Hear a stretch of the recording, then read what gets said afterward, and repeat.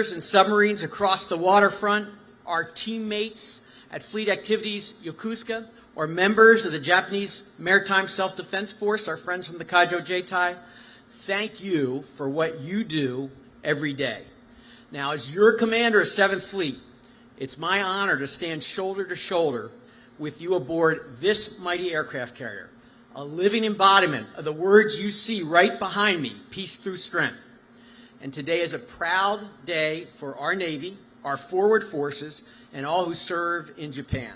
That's each and every one of you, and I'm proud of each and every one of you. Many of you represent the 27,000 sailors and Marines, 50 ships, and 200 aircraft in 7th Fleet. And I could not be more proud of this team of teams that operates forward where it matters most every day as we advance lines of effort for our Indo-PACOM and Pacific Fleet commanders. Now, to my friends and partners in the Japan Maritime Self-Defense Force who join us today, arigato gozaimasu, and thank you. So glad to have you here. Our two navies are more than allies. We are friends and neighbors, bound by shared values and making a difference every day in the Indo-Pacific theater. And as I look out at this magnificent team on this extraordinary ship, I ask you to continue to be confident and give confidence, because no one does what all of you can do together. From launching an entire deck of aircraft at night to delivering American sea power where and when it is needed, this team deters, this team is always ready, and this team knows how to win. Now, my real job up here is I have the privilege of introducing a leader whose career and character represent the very best of our profession and who has taught all of us how to win. Admiral Paparo is by every measure a generational leader, a combat-tested naval aviator, a visionary who has shaped our Navy and our Joint Force for decades. And on a personal note, team, I'm one of the thousands of people who have been shaped by his advice and example as a leader and as a commander, but also by his commitment to you, his sailors, and his family. He's a Top Gun graduate with more than 6,000 hours flying in a multitude of airframes, well over 1,000 carrier landings, so he's no stranger to the flight deck above us, where the roar of jet engines echoes the heartbeat of American power at sea.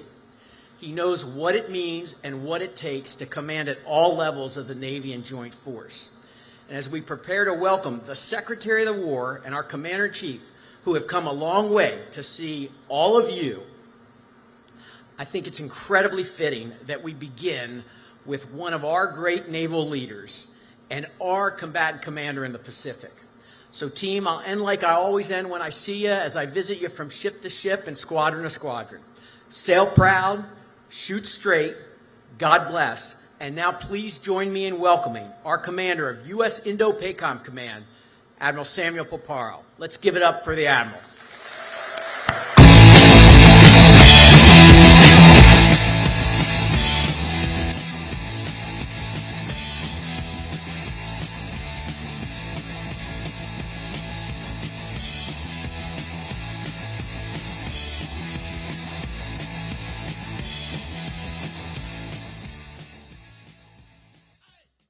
I'll tell you what, it is great to be home with the FDNF once more.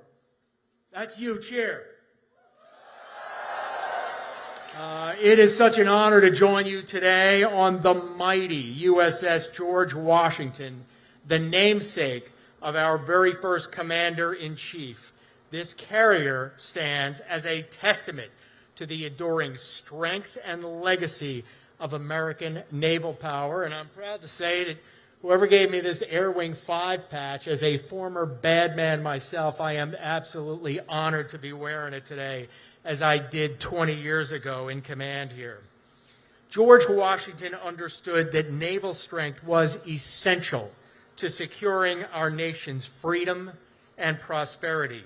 He famously declared, "Without a decisive naval force, we can do nothing definitive, and with it, everything honorable and glorious."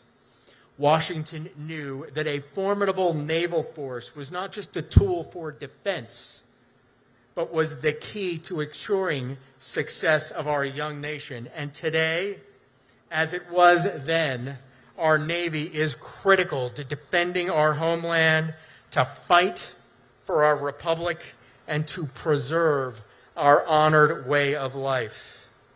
Washington also sought strong alliances for national security.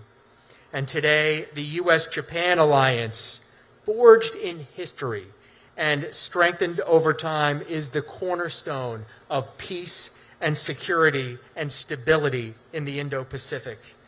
In the face of revisionist and expansionist threats, our U.S.-Japan alliance has never been more crucial.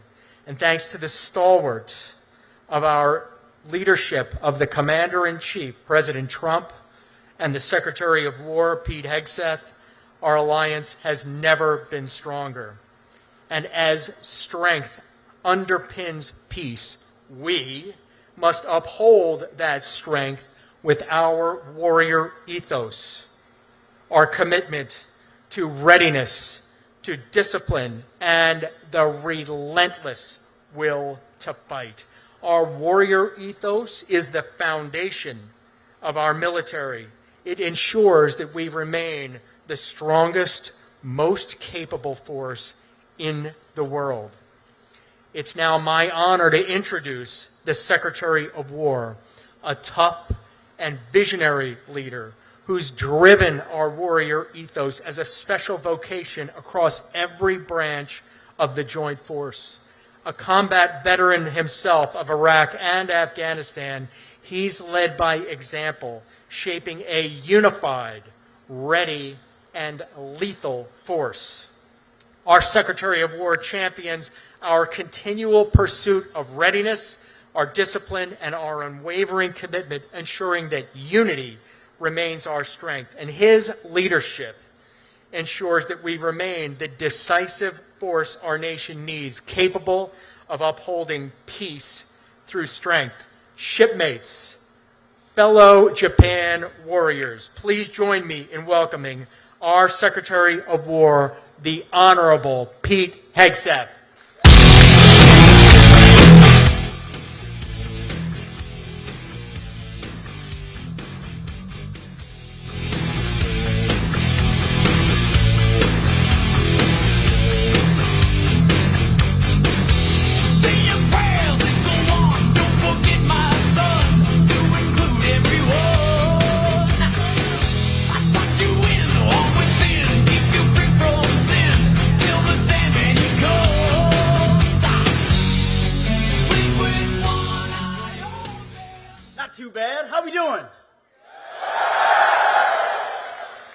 I hear they call you guys the freedom fighters, is that right?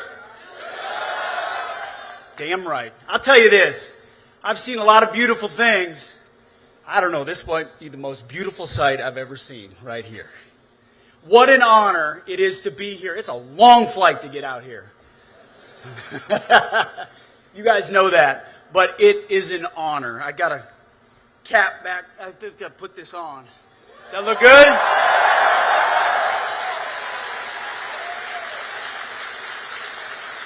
What a beautiful looking ship you got. Even more beautiful looking men and women out here, and our Japanese partners as well. It's great to see you. Thank you for taking a moment. And in a moment, you're going to see our Commander-in-Chief, who I know is thrilled to see all of you. I can't help but think, George Washington, the ultimate freedom fighter, the ship's named after him. He's the first in war, first in peace, first in the hearts of all of our countrymen. And when we think of 250 years of our country, we're coming up on 250 years, everybody likes to think 1776. But of course, the Navy, the Marine Corps, and the Army are all 250 years old, dating back to 1775. Right? We talk about 1776, and rightfully so, the Declaration of Independence, the amazing moment we launched this American experiment, but it doesn't start without 1775. Without Americans willing to pick up, well, then it was a musket. We didn't quite have aircraft carriers. a musket and willing to stand their ground and believe in something greater than themselves, to fight for freedom. And when I look out into your eyes, all those eyes way back there past the press, just get them out of the way. When I see all those eyes back there, I see the very same eyes of those men and women from 1775 who were young, hungry, principled, gritty, tough, and willing to fight for the man and the woman on the right and the left, for deep principles and convictions that you still stand for today. You know, what President Trump's doing is pretty simple, but it's revolutionary. He's reminding the country and our adversaries that we're going to put America first. How about that?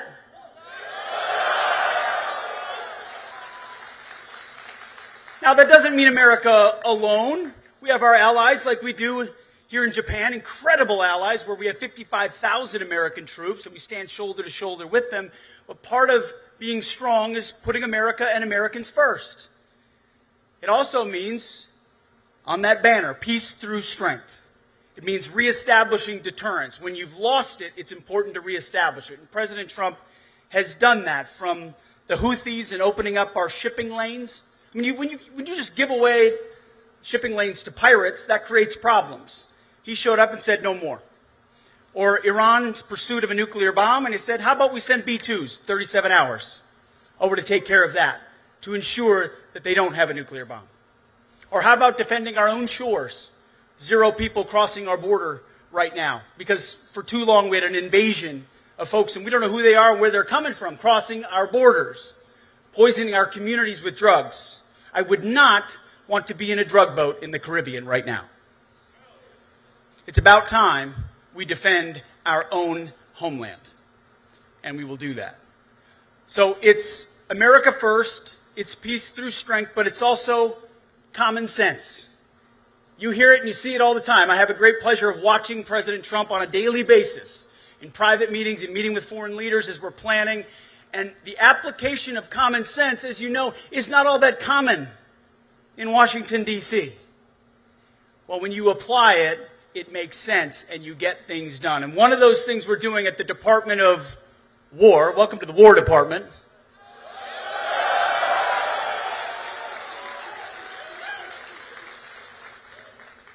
is we're applying common sense. We're getting back to basics. It's actually, again, not that complicated. We're going to ensure that we train, that we're equipped, that we hold people accountable, that we maintain discipline, that we focus on lethality and readiness and war fighting. All the types of things that you signed up to do. Now, for too long, in a previous administration or iterations of administrations, there was a phrase, it's the dumbest phrase in military history. And that phrase is, our diversity is our strength. You see, I look at this crowd and I see a lot of diverse faces. A lot of faces, black, brown, white, and otherwise. From small towns, from big cities, rich, poor. I don't know you and you don't know me. But I don't look at you and see who you are based on the color of your skin. I look at you as a fellow American who bleeds red. Our strength is not our diversity. Our strength is our common purpose. Our strength is our unity. Our strength is our mission. Our strength is our oath to the Constitution that we will defend each other. That's our strength. That's what the world sees. That's what I saw inside my platoon. That's what I see across this beautiful ship. Incredible Americans, the real 1%. Forget about the elites and the 1% of Hollywood and Wall Street and all that. The real 1% are the Americans who are willing to put the uniform on and fight for something greater than themselves in the prime of their life. You could do anything else. Yet here you are serving your country. Here you are away from your country, away from your family, away from your community, serving your nation. We owe you to get back to basics to allow you to do your job. And the response of America and young Americans has been incredible. Recruiting, as President Trump said a year ago, they couldn't get anybody to sign up. Now we can't push enough people through basic training because of the excitement of young Americans who want to do exactly what you're doing. Be proud of what you're doing. Stand up straight. You are, when I see those eyes, I see the eyes of American deterrence. You are reestablishing the peace through strength that was lost. It's not the machines, it's not the ships, it's not the planes, it's the great Americans who stand their ground every single day. I look out at a lot of you, man, I see some young faces. I see eyes that look a lot like my oldest son who's 15. And let me tell you, if he made the same decision you made at that age, man, I'd be proud. I don't know if he ever will. I don't know if he's got the guts to do it. Maybe. Don't tell him. I think he does. But I see the best of America here, and I'm proud. We are proud at the Department of War to serve you. Our job is to have your back. And that's something President Trump asked me to tell the troops everywhere we go. That's all I ever wanted when I was a young platoon leader, is to know that my leader, my company commander, my battalion commander, my brigade commander, division commander, you name it, squad leader, would have my back when we do difficult, dangerous things in the dead of night where you can make mistakes, and it's life or death. President Trump, I watch it every day, he has your back. At the Department of War, we have your back. And so we came all this way to reestablish those alliances, make sure adversaries understand how strong we are and that we can project power on beautiful platforms like this. But I came out to encourage you and thank you and recognize to the American people everywhere what a special role you play in this 250 years of the American experiment. We're not here without men and women like you. And if we produce men and women like you, we have 250 more years of this great country and of this great alliance. That's our job, is to pass it to the next generation. Man, look at those stars and stripes right there. That's what it's all about. That's what we're defending. Those freedoms and those Americans back home who cherish that peace and that prosperity and those basic freedoms. That's what we defend. It's what makes America so different. We don't fight because we hate what's in front of us. We fight because we love what's behind us. We love the freedoms that we cherish. And you're the reason we have them. So thank you for everything you do. God bless you. Call your parents and thank them, will you? They instilled in you the values to do something big, to do something special, to test yourself. And for that, I'm grateful. God bless you. God bless the USS George Washington, and God bless our great republic. Thank you very much.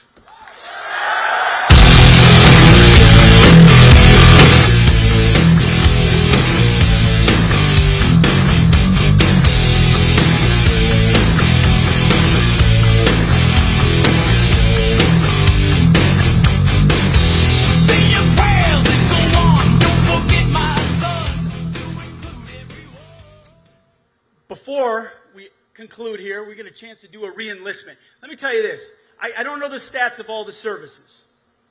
I don't. But all I know is in the first week of October, the Marine Corps met its re-enlistment week for all of the entire year. Oh, we got some Marines out there. Loud, huh? All of the other services will soon meet those same goals. And as a leader, re-enlistment, I think, is the ultimate validation that we continue to be committed and we appreciate the leadership inside those ranks. So it's a testament to the leadership here and hopefully the tone that we're setting. So join us as we get a chance of giving the oath of enlistment to this fine crowd.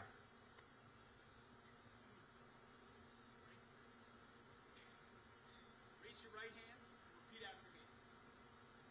I state your name, do solemnly swear. That I will support and defend the Constitution of the United States.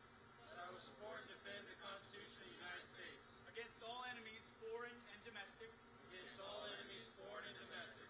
That I will bear true faith and allegiance to the same. That I will bear true faith and allegiance to the same. That I will obey the orders of the President of the United States. That I will obey the orders of the President of the United States. And the orders of the officers appointed over me. And the orders of the officers appointed over me. According to regulations and the Uniform Code of Military Justice. according to regulations of the U.S. Code of Military Justice. So help me God. So help me God. Congratulations.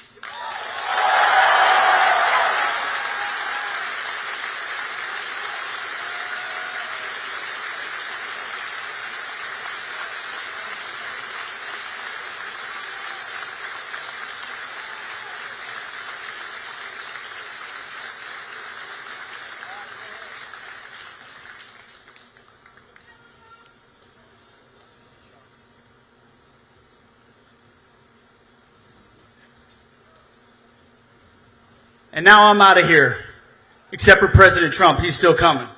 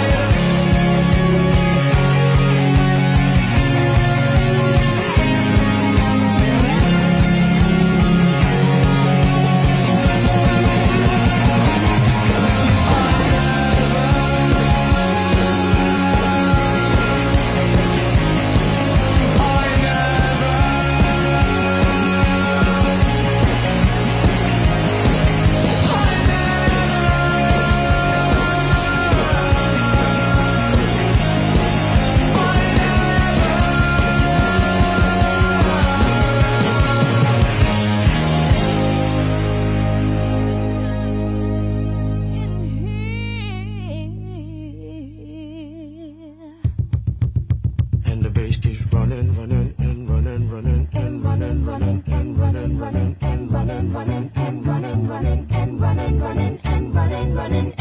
this context, there's no disrespect, so when I bust my rhyme, you break your necks. We got 5 minutes for us to disconnect from all intellect and let the rhythm affect. To lose the inhibition, follow your intuition, free your inner soul and break away from tradition. Cause when we be out, girl, it's pulling me out. You wouldn't believe how we wow shit out. We burn it till it's burned out, turn it till it's turned out. Act up from northwest, east side. Everybody, everybody, let's get into it. Get stupid, get it started, get it started, get it started. Let's get it started.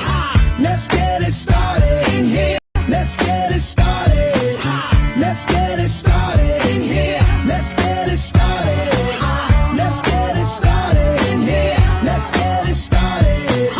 Let's get it started in here. Yeah. Lose control, our body and soul. Don't move too fast, people just take it slow. Don't get ahead, just jump into it. Y'all hear about it? The P's will do it. Get started, get stupid. Don't worry about it, people will walk you through it step by step like an infant new kid. Inch by inch with a new solution. Transmit hits with no delusion. The feeling's irresistible and that's how we move it. Yo. Everybody, everybody, let's get into it. Get stupid, get it started, get it started, get it started. Let's get it started. Let's get it started in here. Let's get it started. Let's get it started in here. Let's get it started. Let's get it started in here. Let's get it started. Let's get it started in here. Yeah. Running, running, and running, running. Come on, y'all. Let's get it. Let's get it. And while out it. Let's get it. And while out it. Let's get it.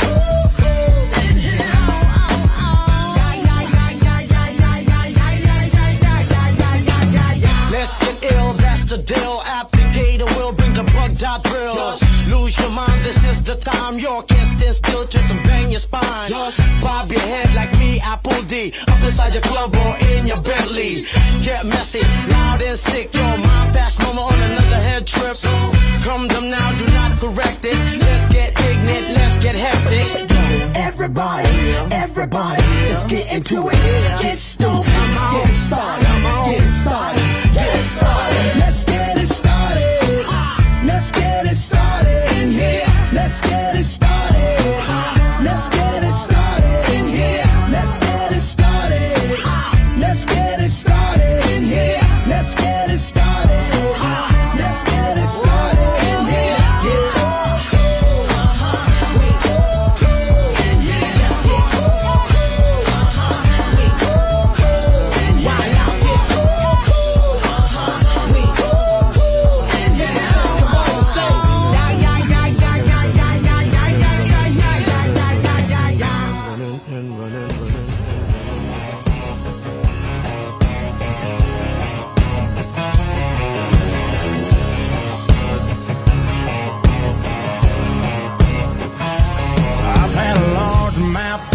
Bust my line, a couple beautiful girls tell me goodbye. Trucks break down, dogs run off, politicians lie, been fired by the boss. It takes one hand to count the things I can count on. No, there ain't much man that ain't ever let me down. Long neck, ice cold beer never broke my heart.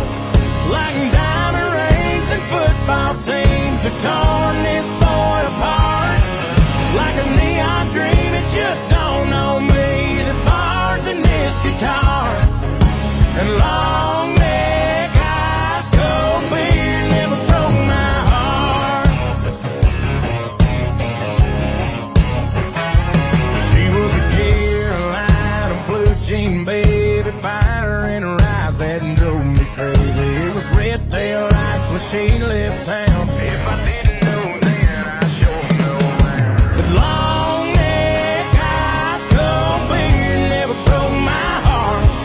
Like diamond rings and football teams have torn this boy apart. Like a neon dream, it just don't know me. The bars in this guitar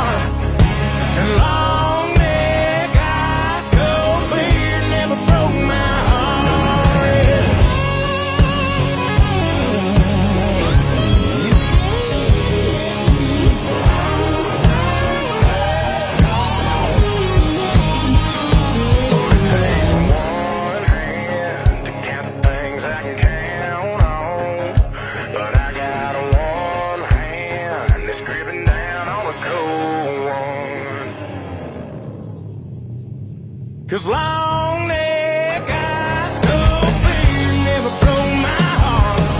Like diamond rings and football teams have torn this boy apart.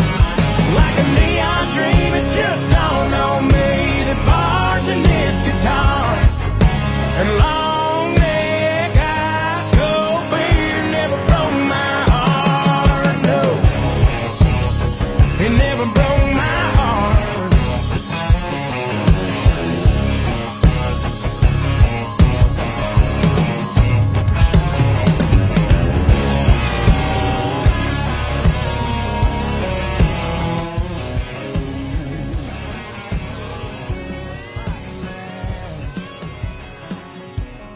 Bitching and moaning on and on about the time I had. And by Tuesday you could say that girl was good as gone. And then when Thursday came around, I was all alone. So I went for a drive to clear my mind. Ended up at a shell on I-65. Then I won $100 on a scratch-off ticket, bought 2 12-packs and a tank of gas with it. She swore they were a waste of time, all, but she was wrong. I was calling number 5 on the radio station, won a 4-day, 3-night beach vacation. Deep sea senorita fishing down in Panama. And I ain't gotta see my ex-future mother-in-law anymore. Oh Lord, when it rains, it pours.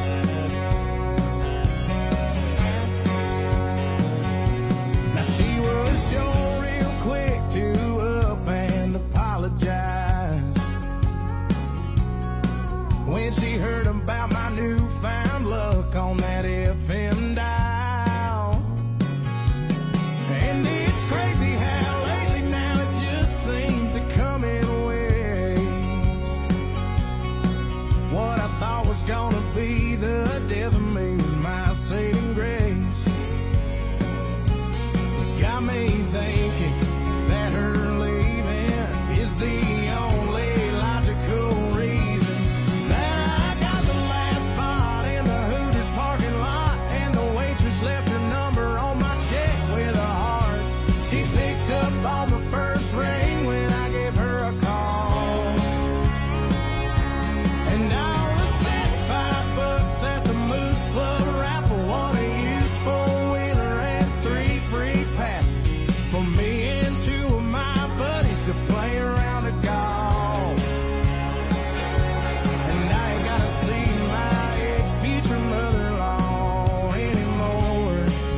Oh Lord, when it rains, it pours. When it rains, it pours. I've been on one hell of a redneck road for 3 weeks now. And it all started on the day that she walked out. Then I won $100 on a scratch-off ticket, bought 2 12-packs and a tank of gas with it. She swore they were a waste of time, all, but she was wrong. And I was calling number 5 on the radio station, won a 4-day, 3-night beach vacation. Deep sea senorita fishing down in Panama. And I ain't gotta see my ex-future mother-in-law anymore. Oh Lord, when it rains, it pours.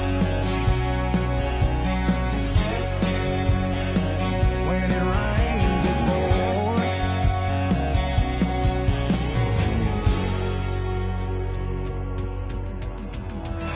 Try to be best, cause you're only a man, and a man's got to learn to take it. Try to believe, though the going gets rough, that you gotta hang tough to make it. History repeats itself, try and you succeed. Never doubt that you're the one, and you can have your dream. You're the best around.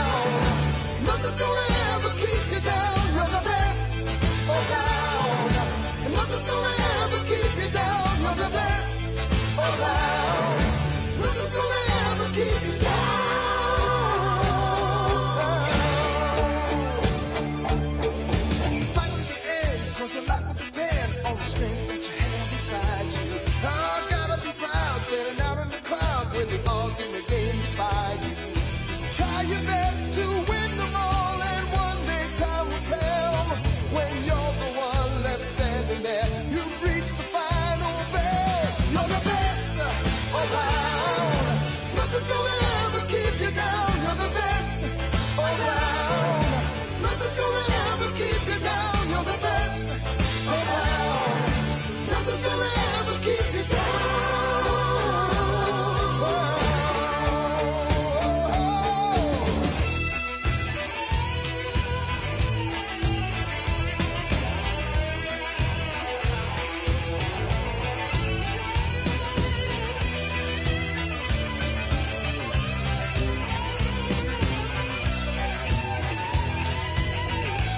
You're the best around.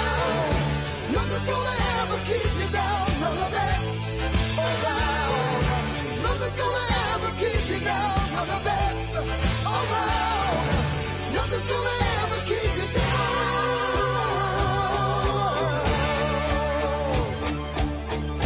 Fight till you drop. You never stop. You can't give up until you reach the top. You're the best in town. Listen to that sound. A little bit of all you got can never bring you down. You're the best around. Nothing. You're the best around. Nothing's gonna ever bring you down. You're the best around. Nothing. Nothing.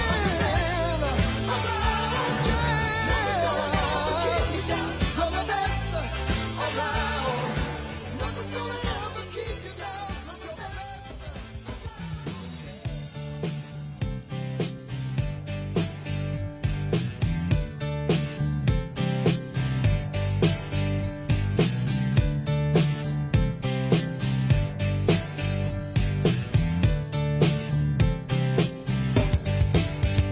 It was 1989, my thoughts were short, my hair was long.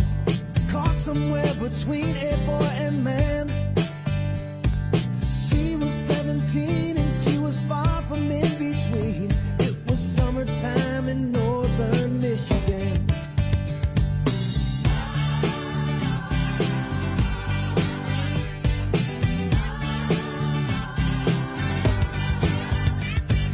Splashing through the sandbar, talking by the campfire. It's the simple things in life, like when and where.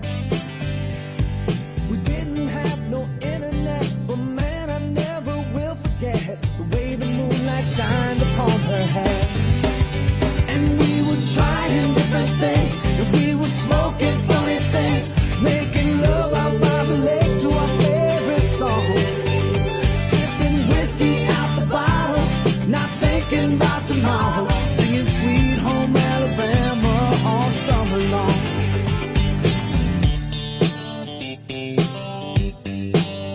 Singing Sweet Home Alabama all summer long. Catching walleye from the dock, watching the waves roll off the rocks. She'll forever hold a spot inside my soul.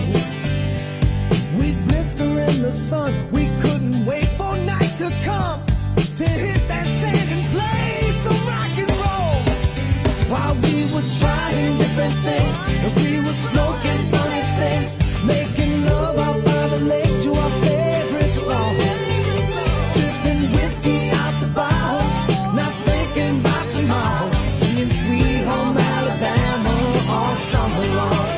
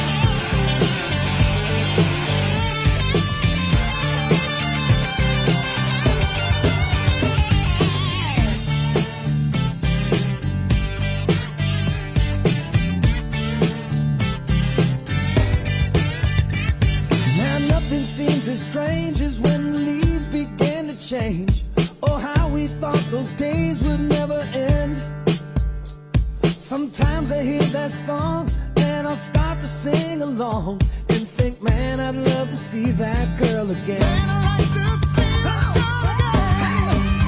And we were trying different things, and we were smoking funny things, making love out by the lake to our favorite song, sipping whiskey out the bottle, not thinking about tomorrow, singing Sweet Home Alabama all summer long.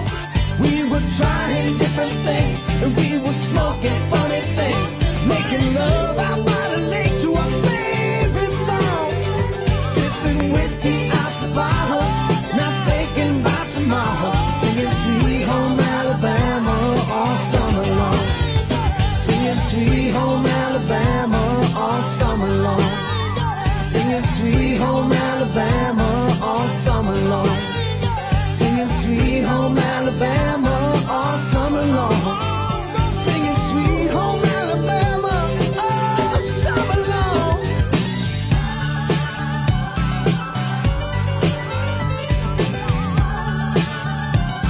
Singing all Sweet Home Alabama, yeah.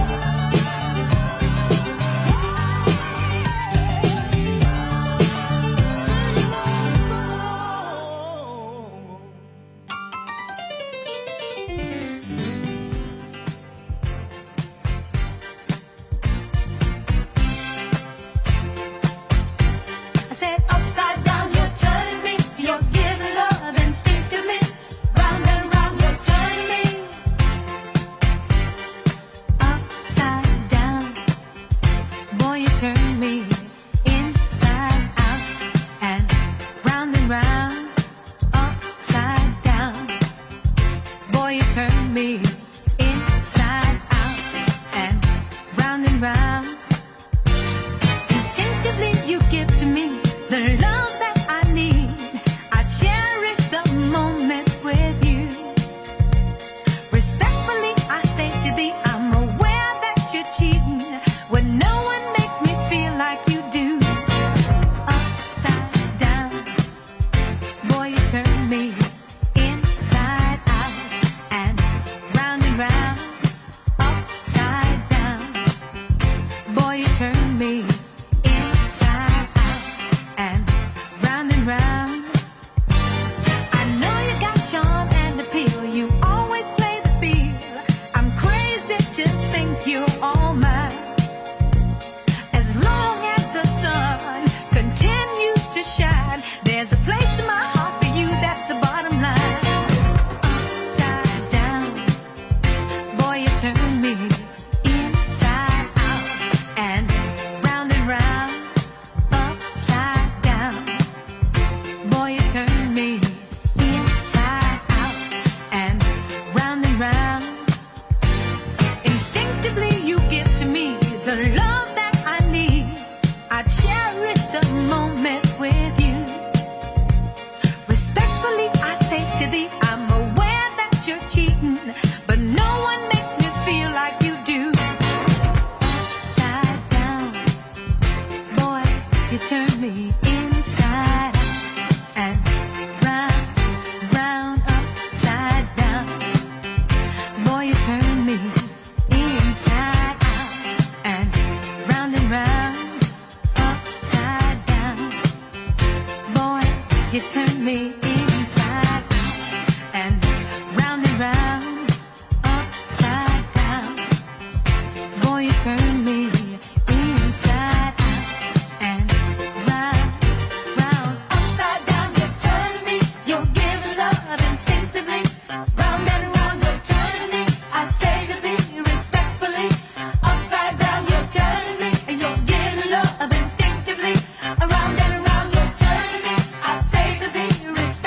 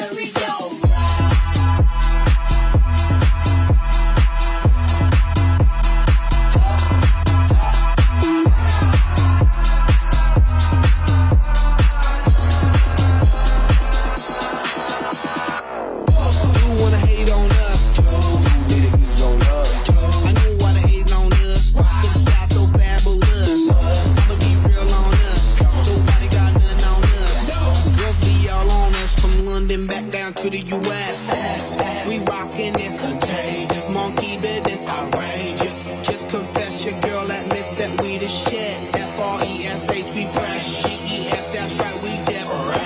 We definite. B-E-P, we reppin' it. So, turn me up. Turn me up. Turn me up.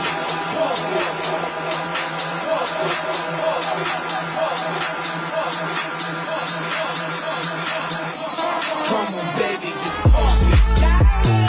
Pump it. Pump it. Pump it. Pump it. Pump it.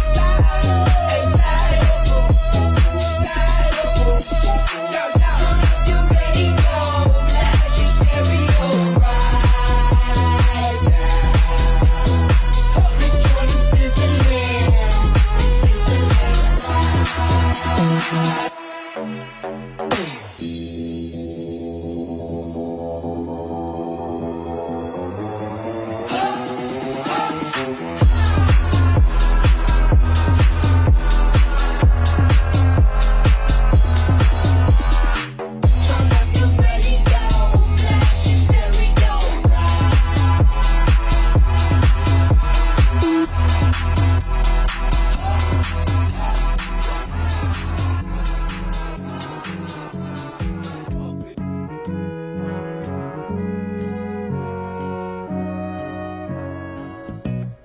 Where it began,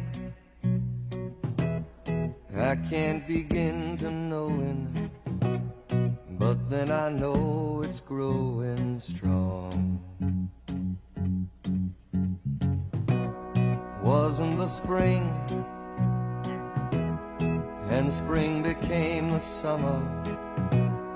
Who'd have believed you'd come along? Hand, touching hands,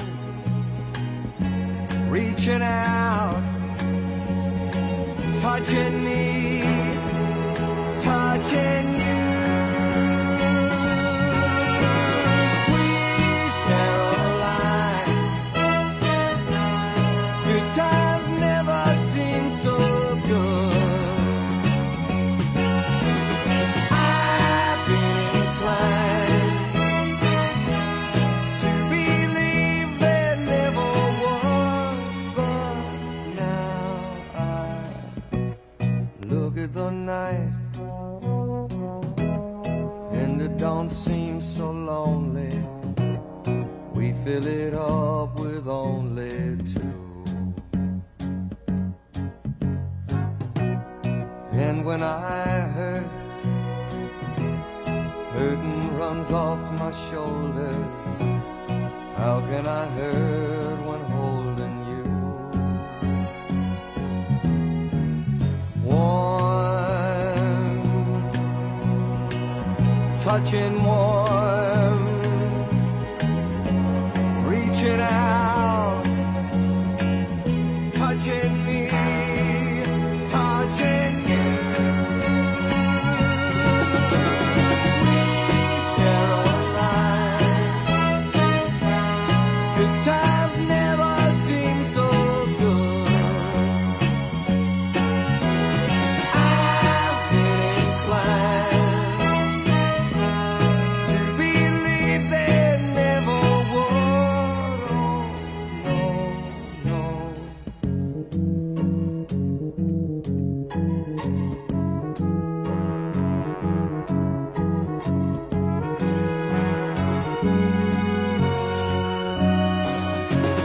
Sweet Caroline, good times never seem so good. Sweet Caroline, I believe they never could. Sweet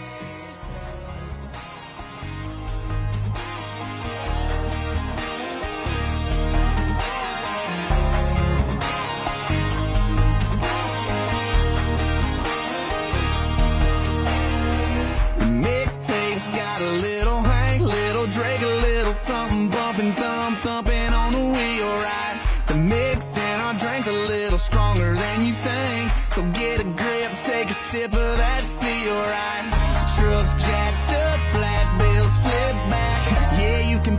that's where the party's at. This is how we roll. We hanging around, singing down everything on the radio. We light it up with our hands up. This is how we roll. This is how we do. We burning down the night, shooting bullets at the moon, baby. This is how we roll.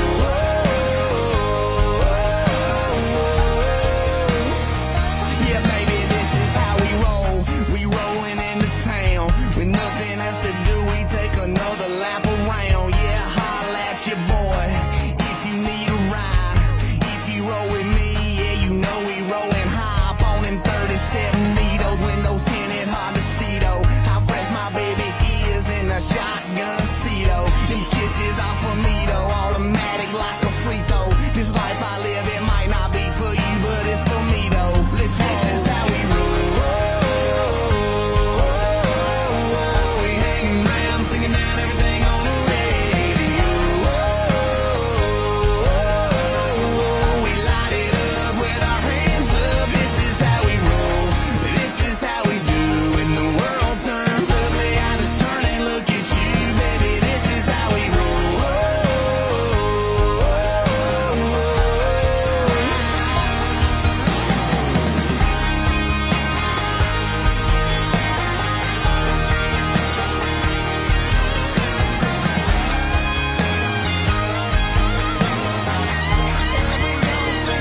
Yeah, we're probably young. We stick to our guns. We love who we love and we wanna have fun. Yeah, we cuss on them Mondays and pray on them Sundays. Pass it around and we dream about one day. 'Cause this is how we roll. We hanging around, singing down everything on the radio. We light it up with our hands up. This is how we roll. This is how we ride. We're slanging up the mud, cutting through the countryside, baby. This is how we roll.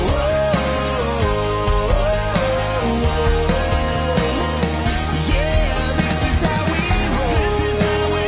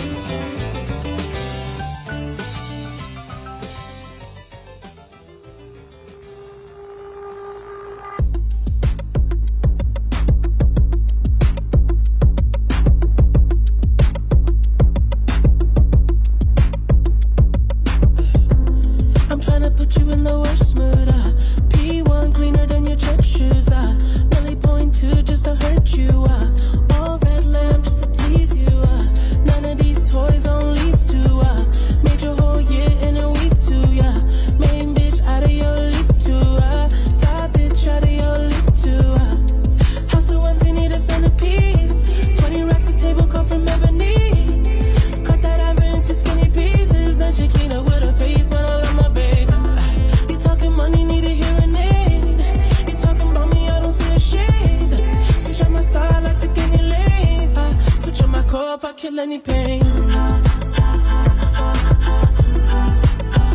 Look what you done.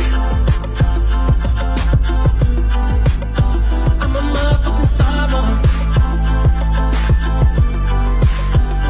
Look what you done. I'm a motherfucking star boy. Every day a nigga try to test me, yeah. Every day a nigga try to end me, yeah. Pull off in that roadster SV, yeah. Pockets overweight, getting hefty, yeah. Coming for the king, that's a far cry. I come alive in the fall time, the competition, I don't really listen. I'm in the blue mood, song, bumping new edition. House so empty, need a centerpiece. 20 racks of table come from ebony. Cut that ever into skinny pieces. Then she clean up with her face, man, I love my baby. You talking money, need a hearing aid. You talking about me, I don't see the shade. Switch on my side, I take any lane. I switch on my core if I kill any pain. Look what you done. I'm a motherfucking star boy. Look what you done. I'm a motherfucking star boy. Let a nigga Brad Pitt, legend of the fall, took the year like a bandit. Bought mama a crib and a brand new wagon. Now she hit the grocery shop looking lavish. Star Trek roof in the Wraith the Con. Girls get loose when they hear the song. 100 on the dash, get me close to God. We don't pray for love, we just pray for cause. House so empty, need a centerpiece. 20 racks of table come from ebony. Cut that ever into skinny pieces. Then she clean up with her face, man, I love my baby. You talking money, need a hearing aid. You talking about me, I don't see the shade. Switch on my side, I take any lane. I switch on my core if I kill any pain. Look what you done. I'm a motherfucking star boy. Look what you done. I'm a motherfucking star boy. Look what you done. I'm a motherfucking star boy. Look what you done. I'm a motherfucking star boy.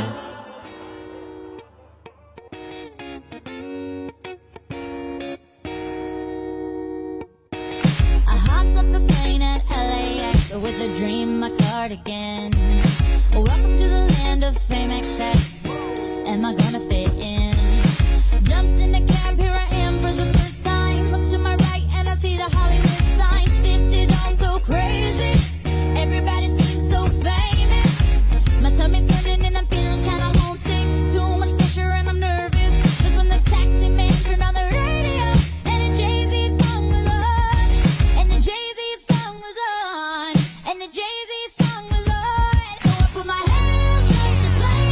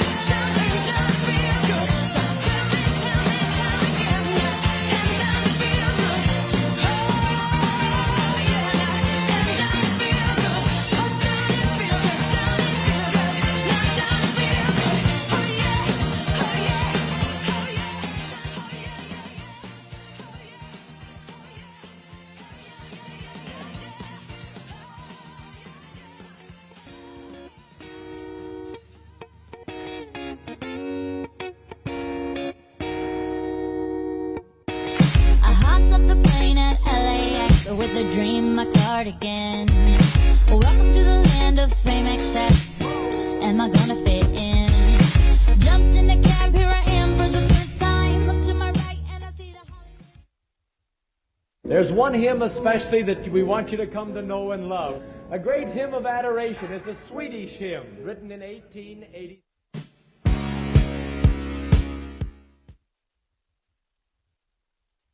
Not working hard.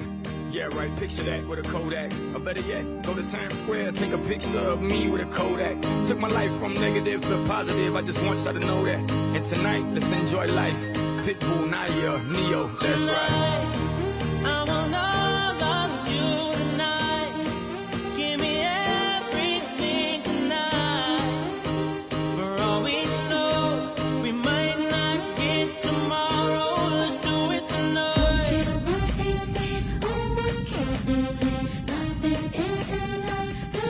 Let's do it tonight.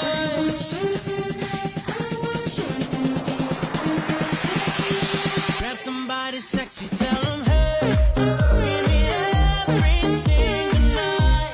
Give me everything tonight. Give me everything tonight. Give me everything. Take advantage of the night, cause tomorrow I'm off to do battle, perform for a princess. But tonight, I can make you my queen and make love to you endless. It's insane the way the name growing, money keep flowing. Hustlers moving silent, so I'm tiptoeing. So keep blowing, I got it locked up like Lindsay Lohan. Put it on my life, baby. I'm gonna give you a ride, baby. Can't promise tomorrow, but I promise tonight. Excuse me, and I might drink a little more than I should tonight. And I might take you home with me if I could tonight. And baby, I'ma make you feel so good tonight. Cause we might not get tomorrow. Tonight, I want all of you tonight. Give me everything tonight. For all we know, we might not get tomorrow. Let's do it tonight.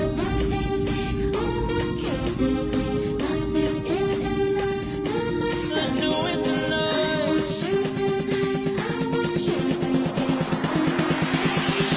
Grab somebody sexy, tell them, hey, give me everything tonight.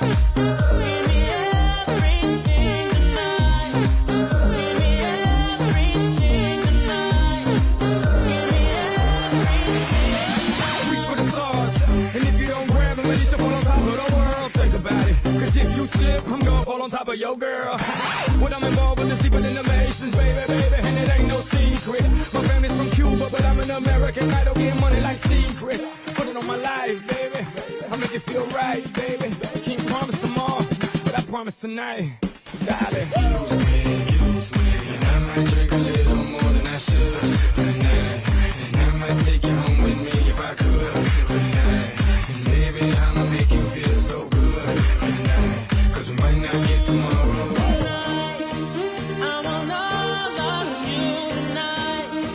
Give me everything tonight. For all we know, we might not get tomorrow. Let's do it tonight. Let's do it tonight.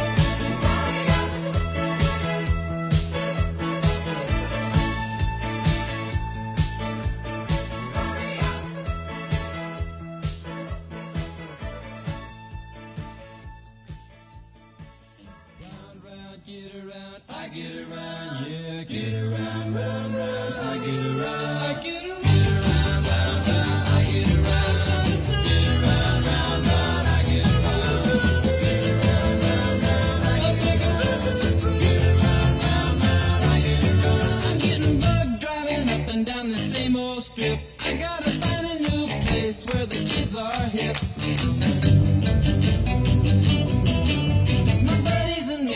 Getting real well known, yeah, the bad guys know us and they leave us alone. I get around, round, round, round, I get around, get around, round, round, I get around, get around, round, round, I get around, get around, round, round, I get around, I get around, get around, round,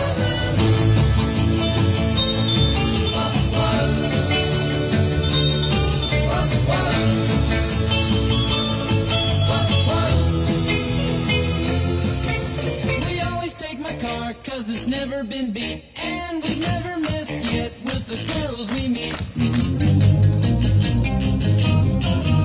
of the guys go steady, cause it wouldn't be right to leave the best girl home on a Saturday night. I get around, round, round, round, I get around, get around, round, round, I get around, get around, round, round, I get around, get around, round, round, I get around, I get around.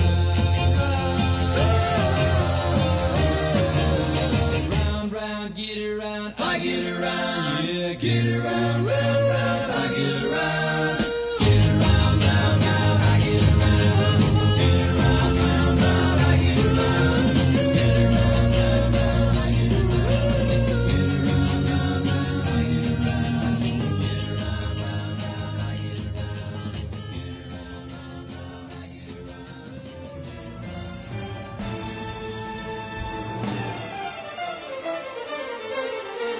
round, I get This is a man's world.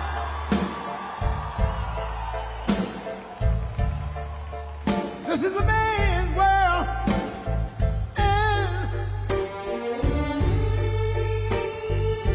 But it would be nothing, nothing, nothing without a woman or a girl.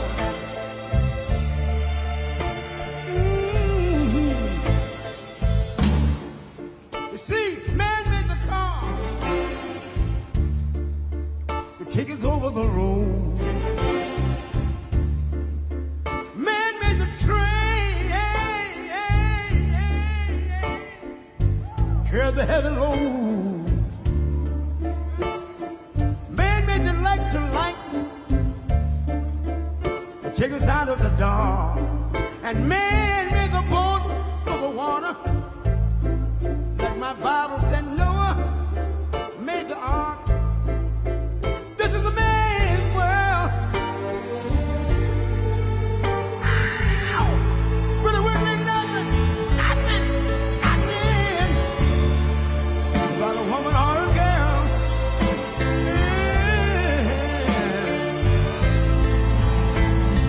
L'uomo rincorre il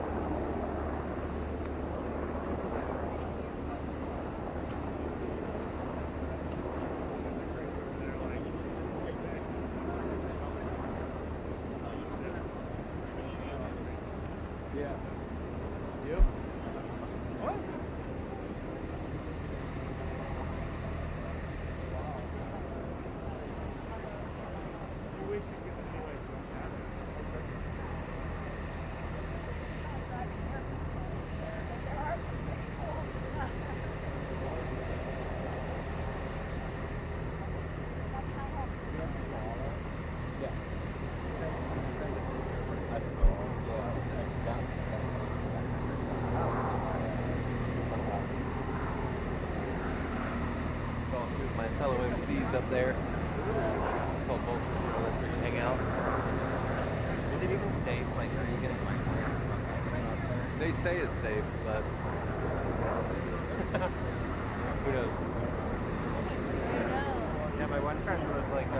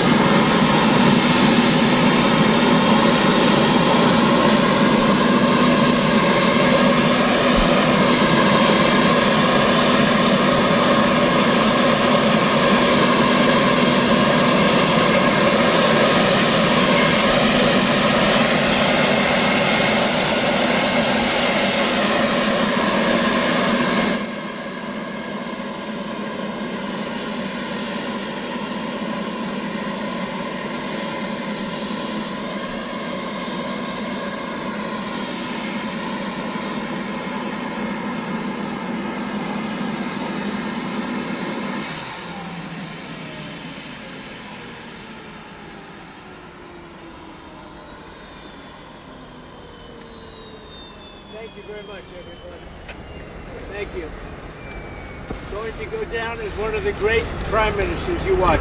Thank you.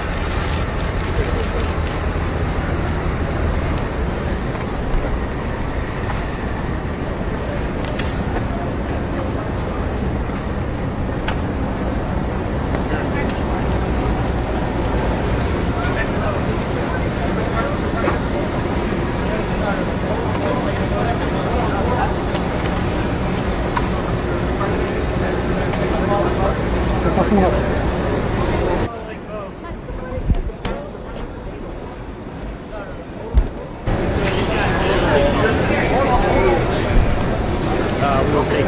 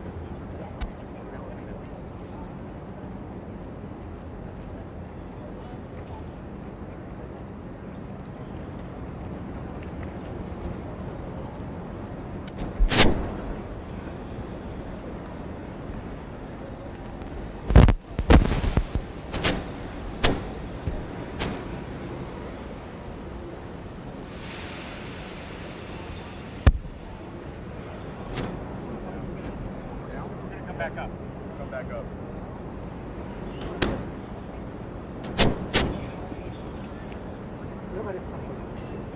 Stand clear of H2. H2 is going down the headway. Run H2, run H2.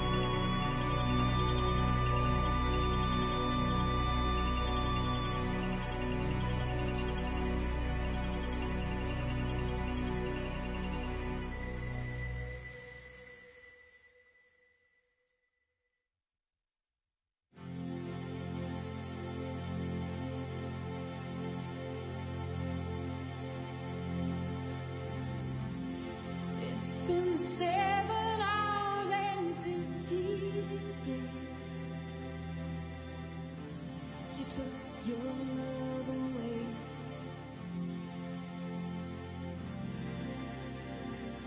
I go out every night and sleep all day since you took your love away.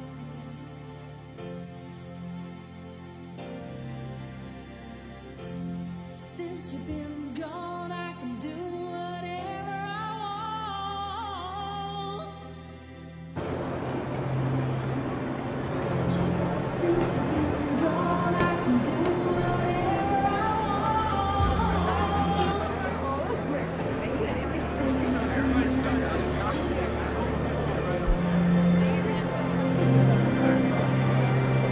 I can eat my dinner in a fancy restaurant, but nothing. I said no.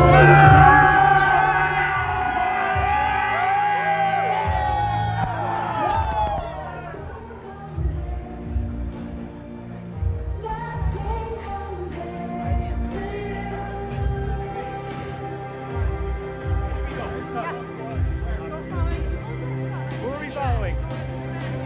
Yeah, you guys can go there. It's been so lonely without you here, like a bird without a song.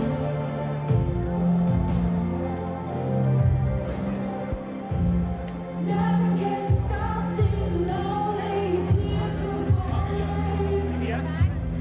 Tell me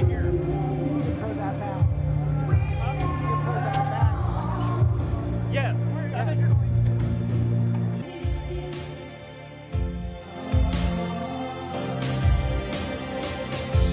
I went to the doctor and guess what he told me? Guess what he told me?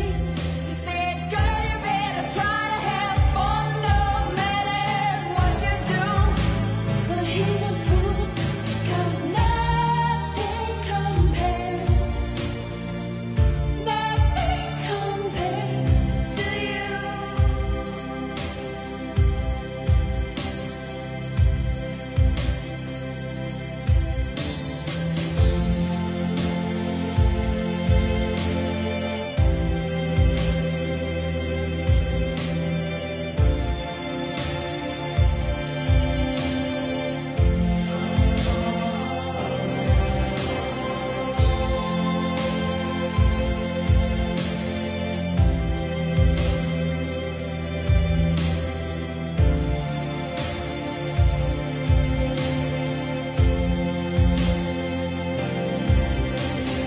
All the flowers that you planted, mama, in the backyard, all died and went away.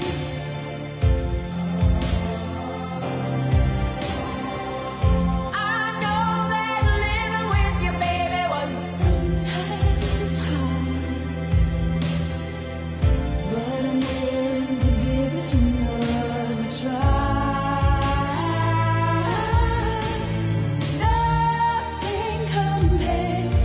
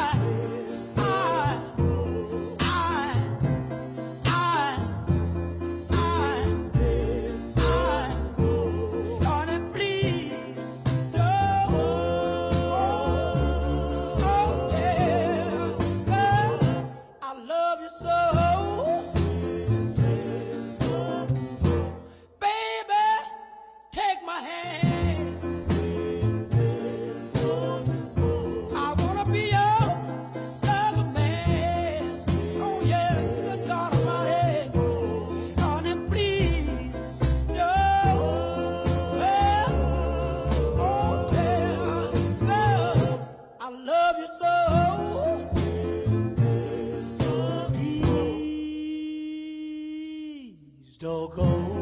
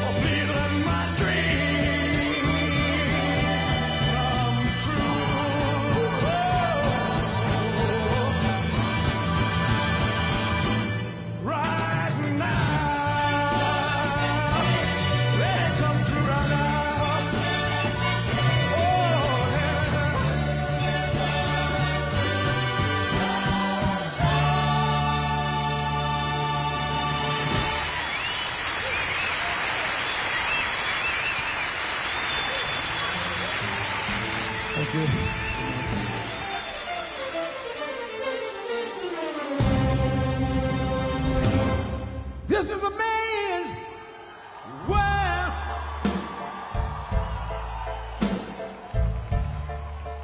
This is a man's world.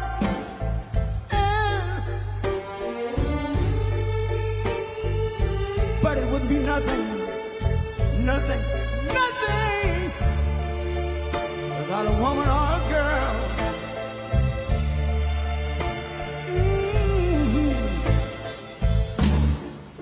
You see, man made the car to take us over the road. Man made the train, carry the heavy load. Man made the electric lights to take us out of the dark. And man made the boat for the water.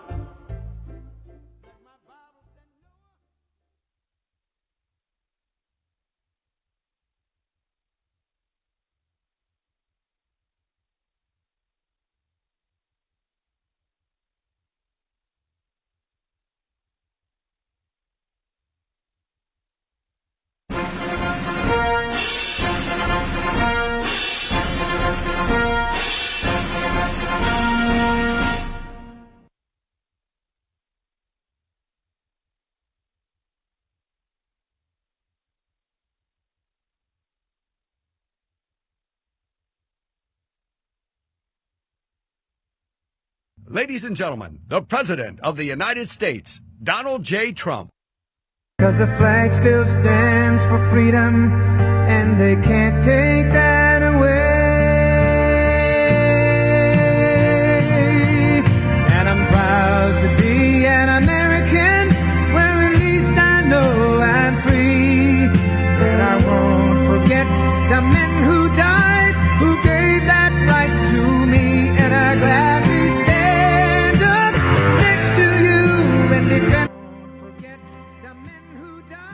Who gave that right to me, and I gladly stand up next to you and defend her still today. Cause there ain't no doubt I love this land. God bless the USA.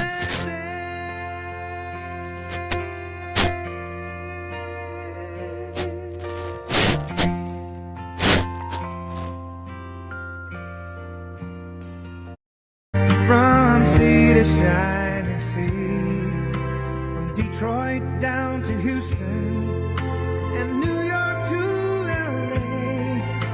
There's pride in every American heart, and it's time we stand and say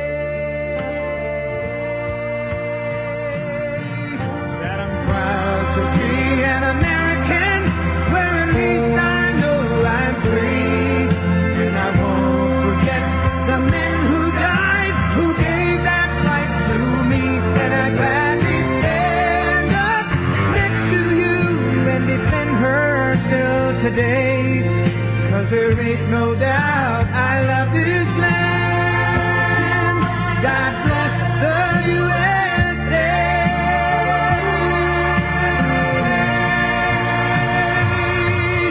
And I'm proud to be an American, where at least I know I'm free. And I won't forget the men who died, who gave that right to me. And I gladly stand up next to you and defend her still today. Cause there ain't no doubt I love this land. God bless the USA.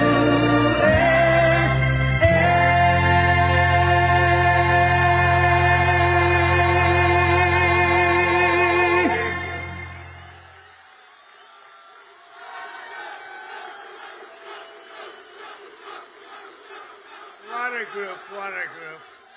All champions. USA.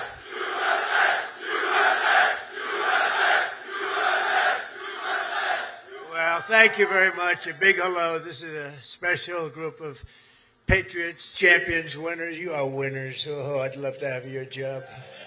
I'd love to have your job. And a very special hello to the greatest sailors anywhere on the seas, the incredible men and women of the United States Navy. Very special people. Thank you very much. It's a great honor. Great honor to be here.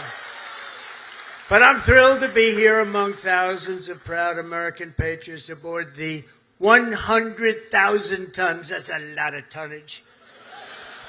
Forward deployed symbol of American might, power, and prestige, the legendary USS George Washington. This is some ship.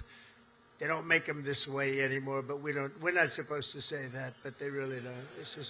This is great stuff. This is really an incredible GW, they call it GW, right? And we've come this afternoon to celebrate the strength and the skill and service of everyone on this ship. So we're going to all relax. We're going to have a good time. We're not going anywhere, you know. If you go back to Washington, it's like 2 o'clock in the morning. But I want to just tell you that you are special people, and we're going to have a little fun. And I'm going to tell you how great our country is and how well we're doing, because a year and a half ago, we had a different country than we do right now. Now we're the most respected country in the world. We're the hottest country anywhere in the world. And it hasn't taken too long, but I had no doubt. I just didn't know we were going to do it this fast. We've done it fast because of people like you. So I want to thank you very much. And I want to recognize a man that you all know well, and he's a tough cookie. He was formerly our Secretary of Defense, but now he is proudly known as our Secretary of War, Pete Hegseth.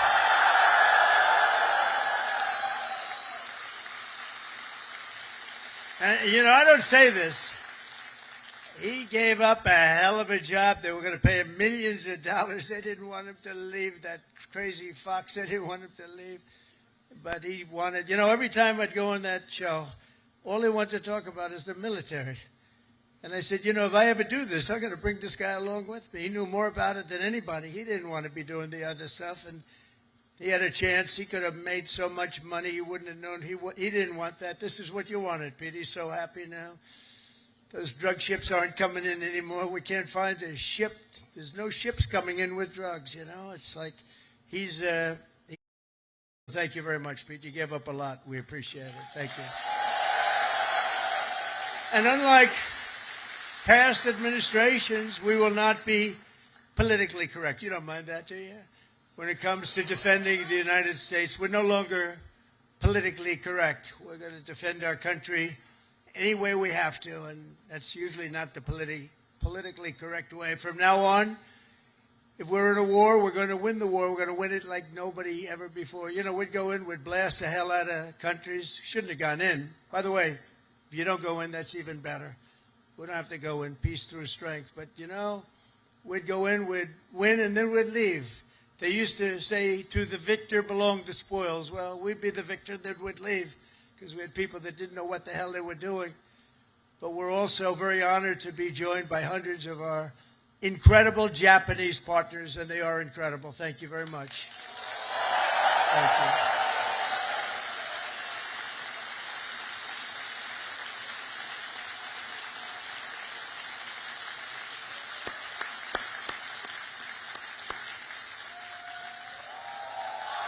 This woman, that's right. This woman is a winner. So, you know, we've become very close friends all of a sudden because their stock market today and our stock market today hit an all-time high. That means we're doing something right.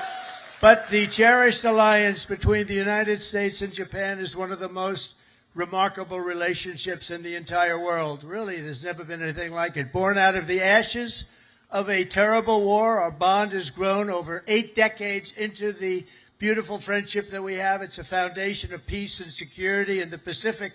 You see it? So on behalf of all American sailors stationed in this beautiful country, let's hear it for our allies and the Japanese self-defense forces and all of the Japanese people that we love and respect. And I have such respect for Japan and the country, and now I have a really great respect for the new and incredible Prime Minister. And I have to say this, the first female Prime Minister in the history of Japan. Madam Prime Minister, please say a few words. Thank you, Mr. President, and thank you all. 本日、米国の海軍創設250周年という記念すべき節目に、トランプ大統領とともに地域の自由と平和を守る象徴である空母ジョージ・ワシントンで挨拶するチャンスをいただいたこと、心から光栄に思います。This year marks the U.S. Navy's semi-quincentennial anniversary. As we celebrate the important milestone, I'm truly honored to have this opportunity to deliver remarks with President Trump aboard the aircraft carrier USS George Washington, a symbol of protecting freedom and peace in this region.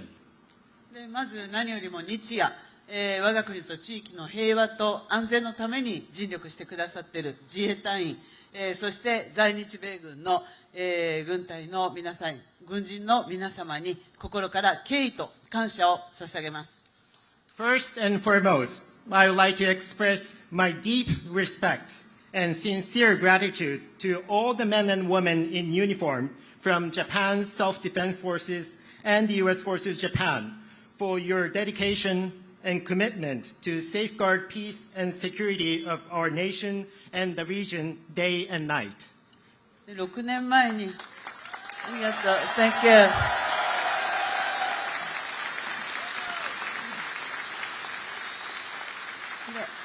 6年前、この横須賀の地で、トランプ大統領と、亡くなった安倍晋三、総理が、日米が共に手を取り合って、この地域の平和と安全を確保していくという決意を示しました。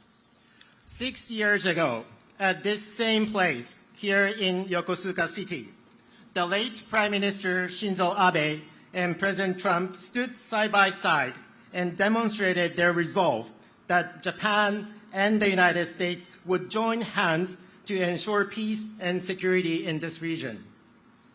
今、ここに再び日米の最高指揮官が並び立った、この機会に、私はその決意を引き継ぎ、インド太平洋を自由で開かれたものとし、そして地域の平和と繁栄の礎とする決意を新たにしました。Now, as the two commanders-in-chief of Japan and the United States stand together once again, I have renewed my determination to carry forward that resolve and to make the Indo-Pacific free and open so that it will serve as the foundation of peace and prosperity for the entire region. 今、我々はかつてないほど厳しい安全保障環境に直面しています。平和は言葉だけではなく、確固たる決意と行動によってこそ守られます。Now, we are facing an unprecedented severe security environment. Peace cannot be preserved by words alone. It can be protected only when there is an unwavering determination and action. あちらに見える最上とマヤを含む自衛官とこのジョージ・ワシントンは数多くの訓練を重ねてきました。で、また横須賀にいる多くの、補給、整備に携わっている、日米関係者の皆様、そして地域社会との絆が、米国海軍の活動を長年にわたって支えてきました。こうした幾層にもわたる日米の協力が日米の抑止力、対処力を確かなものとしております。From where we stand, we can see maritime self-defense forces Mogami and Maya, vessels of Japan's maritime self-defense force, and USS George Washington have conducted numerous joint exercises. Just as importantly, there are so many Japanese and American personnel working for logistics and maintenance here in Yokosuka. And there's also a strong sense of bond with the local community here. Those are what have been supporting the activities of U.S. Navy over the years. There's no doubt that such multi-layered Japan-U.S. cooperation is what makes it possible for us to ensure the credibility of our two nations' deterrence and response capabilities. 私は決意しています。今後、日本の防衛力を抜本的に強化して、この地域の平和と安定により一層積極的に貢献していきます。So let me reiterate my unwavering determination here. Japan is committed to fundamentally reinforce its defense capabilities, and Japan is ready to contribute even more proactively to peace and stability of the region. そのことにより、トランプ大統領とともに世界で最も偉大な同盟になった日米同盟をさらなる高みに引き上げてまいります。Through these efforts, together with President Trump, I am determined to elevate the Japan-U.S. alliance, which has already become the greatest alliance in the world, to even greater heights. 日米は共に帆を掲げ、自由で開かれた海を進みます。この横須賀から紡がれる航路は、日米の絆を輝く未来へと導くことを確信しています。Japan and the United States will advance together with our sails raised high across a free and open sea. And I am very confident that the sea route from Yokosuka will make our bond even stronger and stronger and bring our two nations on the path to a shining future. Thank you.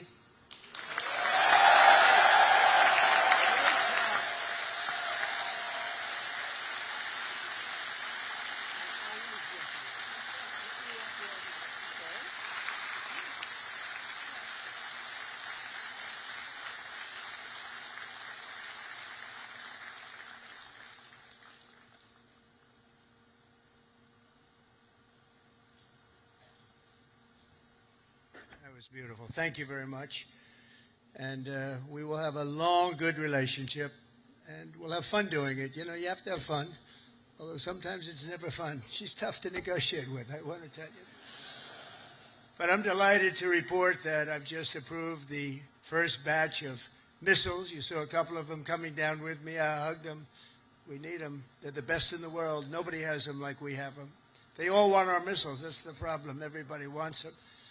But it's the first batch of missiles to be delivered to the Japanese self-defense forces for Japan's F-35s. And they're coming this week, so they're ahead of schedule. So I just want to tell Madam Prime Minister, they've been waiting for those missiles, and we got them here right away as soon as I heard about it. I want to thank former Senator, a great gentleman, by the way. He was so popular, but I took him out, and I made him Secretary of State. I think he was born for it. Marco Rubio, thank you very much, Marco. Where are you, Marco? Great job. Great job. He was born for it. Ambassador George Glass, thank you very much, George. Good job you're doing. Thank you. And many of our outstanding uniform leaders with us today, including the head of the Indo-Pacific Command, Admiral Samuel Paparo. Where is Samuel? Oh, hello. Good, but these are good-looking people. You could make a movie with these guys. They're like Central Cat. Look at this group of people. Commander of the U.S. Forces, Japan, General Stephen Jost. Thank you, Stephen. Thank you very much. The commander of the 7th... Oh, that's a big deal. I think you want to switch jobs for 1 week. Only for 1 week, all right. 7th Fleet, big stuff. Vice Admiral Fred Kacher. Fred, thank you very much. That's great. And the commander of Carrier Strike Group 5, Rear Admiral Eric Pappy Andoze. Hello, Pappy. That's great. Good. Thank you very much. And, of course, we can't forget about your command triad aboard the George Washington. There's nothing like this one. This is a beauty. And I hear your commanding officer is a big Alabama football fan. You know, I love Alabama. I love Alabama. Captain Timothy Waits, and let me just say, roll Tide. You know, I love Alabama. Roll Tide. Where's Timothy? Where's Timothy? That was a hell of a game this week. I don't know how the hell you pulled that one out. That was, if you didn't win, I wouldn't have mentioned it. I would have just introduced you. I wouldn't have. But you came back from oblivion. Isn't it nice coming back? You know, coming back is good. Thanks as well to your XO, Captain Patrick Blind. Patrick, where is he, Patrick? Patrick, thank you. Highly respected person. All of these people are the best. Look at them. I mean, you look at them. They could have any job they wanted. They could walk down to Wall Street, make a fortune. They wouldn't do that. They like what they're doing, and nobody does it better, as well as really one of the most important people on the ship. Have you ever heard of Command Master Chief Tony Roberts? Have you ever heard of him?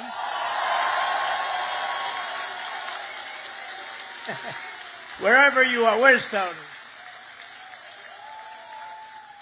Thank you. Thank you, Tony. He's a popular guy.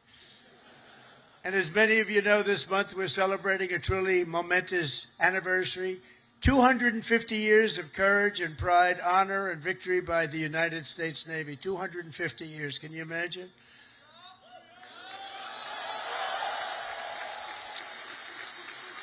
And 3 weeks ago, Melania and I flew to Naval Station Norfolk. I think many of you probably know that, and witnessed an unforgettable display of pure American dominance at sea. It was incredible to watch. They gave us some. Then I said, slow it down, costs a lot of money. Let's save it. You know, let's relax a little bit. They gave us some great display, from the thunderous roar of the guided missile destroyers, never saw anything like it, to the spectacular sight of nuclear submarines all over the place, to the unstoppable force of another great American aircraft carrier. One thing was clear, that no enemy will ever even dream of threatening America's Navy. There's no Navy even close, not even close. You hear about some of them doing ships, but nobody can do what we do. Nobody has what we have. And we also have the best equipment that rides along in those ships. You see that nobody makes equipment like we do. Nobody makes the ammunition, the weapons, the missiles, the planes, none of it.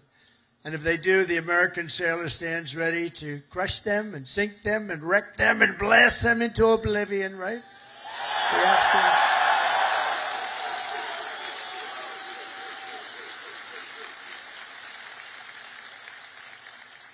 And that's a terrible statement for me to make. That's the end of it, because everybody said that I should immediately get the Nobel Peace Award. With that statement, that takes me out of the running, but that's the way. That's the way it is. The United States is blessed with the strongest and most powerful military in the history of the world. There's no military like our military, not even close. Nobody has our weapons, and it'll be stronger and more powerful than ever before very soon. You know, we just approved the biggest budget in the history, over $1 trillion. Over $1 trillion. We have the best ships, the best airplanes, the best submarines, the best technology. But above all, we have America's military. It's the best people. It's all about the people, ultimately. You have to work all of that fancy stuff that we make better than anybody else. The fact is, we do make the best weapons, but if you don't have the right people to operate those weapons, they don't mean much. Despite that, as Commander-in-Chief, I never forget that our ultimate strength does not come from equipment. It comes from the men and women of the rank and file. That's true. It comes from you people, incredible people, good-looking people, too many good-looking people. I don't like good-looking people. I never liked good-looking people, I'll be honest with you. I've never admitted that before. But see, I'm allowed to, you know, we won in the Supreme Court a thing based on merit. You know about that, right? Merit. Everything now in our country is based on merit, and that's why I look at you and I see nothing but merit. It's great to have a country back where we can go by merit now. We don't go by anything else except for talent and work and hard work, and it's such a big win. That was such one of the most important wins, and the will, patriotism, and spirit in your hearts is our single greatest weapon. The strength that you have is unbelievable. That's why as we make a record investment in our military, we've never spent so much, and we've never spent it more wisely, because now we watch it. We spend it properly. I'm also supporting an across-the-board pay raise for every sailor and service member in the United States Armed Forces.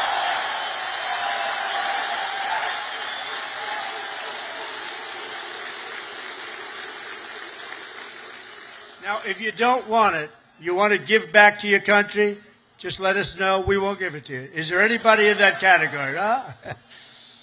But now, all we really have to do is get the Democrats to approve it.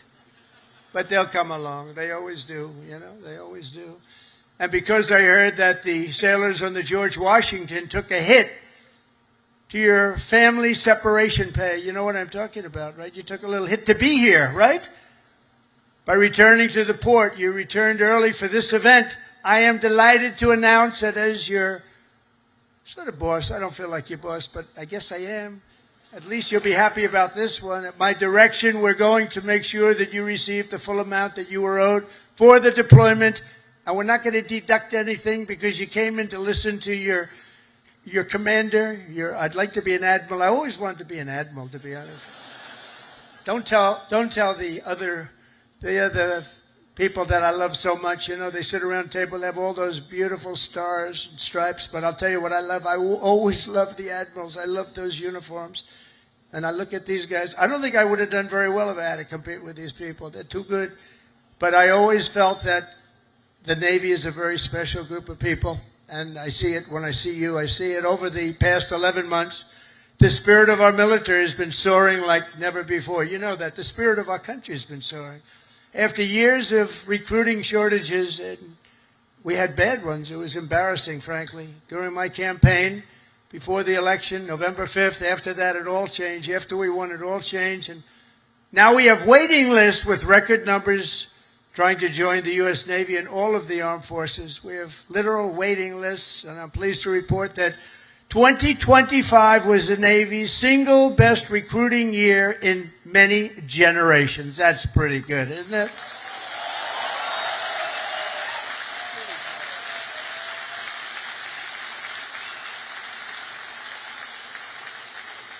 But, you know, think of it. It seems like I've been up here so long, and it seems like I've been doing this for a long time, and I have. We had a great first term, but nothing like what's happening now. We had the greatest economy in the history of our country. I rebuilt the military in the first term, and then they gave a lot of it away to Afghanistan. But it was really just a tiny speck, but it was the concept of what it was.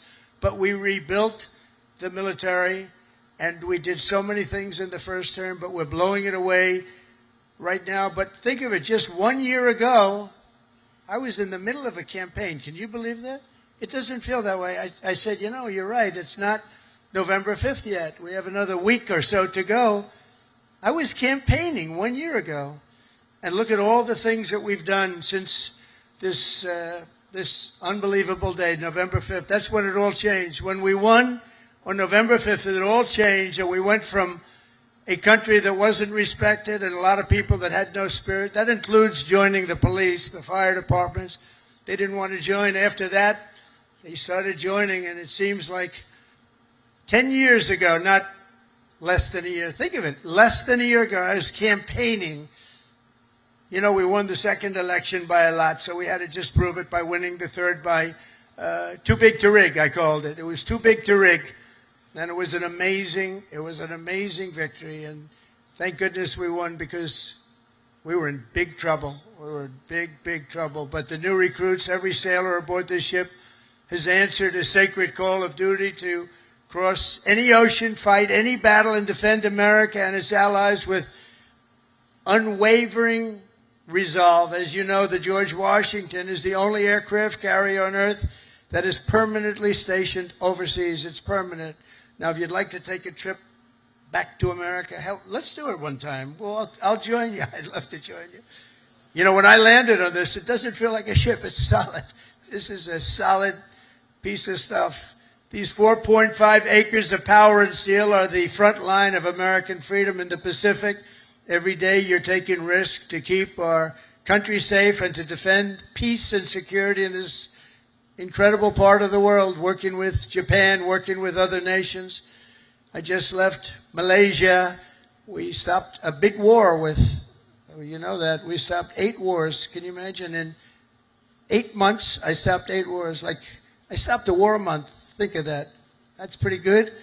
But I just left Malaysia. Thank them, because they helped us very much with one of them, and actually for even a second. They're great people, and they send their regards. I spent a day there with the Prime Minister, and we had a good time. But you carry out your mission bravely. You carry it out brilliantly. And on behalf of all Americans, I just want to say, and I came over to say it loud and clear, thank you very much. Thank you. Thank you. Incredible people. You are incredible people.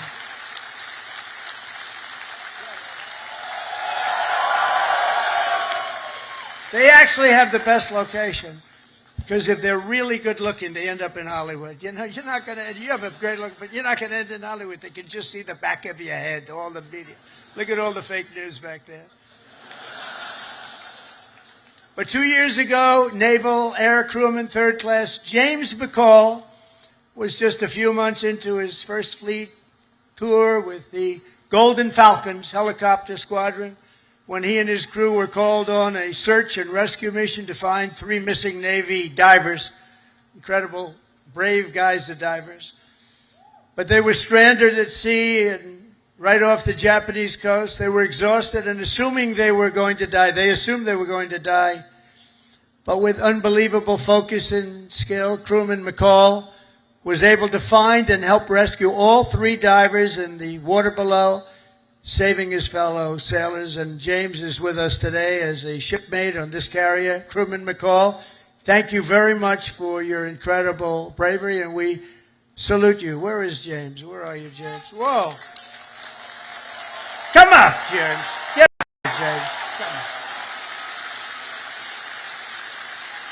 Come up here. Look at this guy. He's a good-looking guy. Get out of here, James. I don't want you up here. No, come here, James. Nice to meet you. You want to say something? Come on.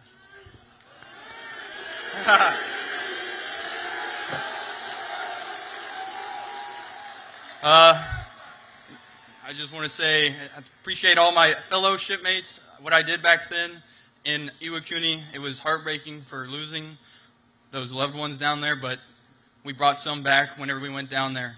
And just God bless America and all my fellow shipmates. Appreciate it.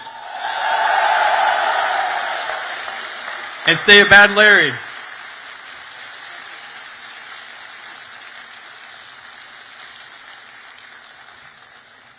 I was wondering, maybe he almost stayed up. He could have been up here for a while. You did that very well. He's going to be running for office next week. You watch. Great job, James. A lot of bravery, too. But as James' story reminds us, the Navy is a family and a team, and each of you has a vital role to play. Gathered here this afternoon are some of those whose toil and sweat gets our magnificent planes in the air and brings them safely back home. And we have the shooters and the gear dogs and the paddles and the white shirts and, of course, the blue shirts, the yellow shirts, the red shirts on the flight deck. And all over the hangar bay, I want to thank you all. You're incredible people. I saw some of you we're rushing to get down here, and they want to take pictures up there, you know. They're very aggressive people. Sir, can I have a picture? They're supposed to be standing at attention. Sir, can I have a picture, sir? Yeah. You know what I'm talking about, right? Very aggressive. But I think they're great. We also have a real genius and these people are incredible, who maintain the largest and most complex machine ever built, our amazing mechanics and engineers on the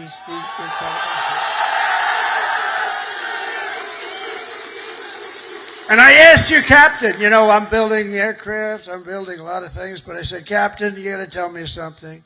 I know a lot about these ships. I know a lot about these things, building.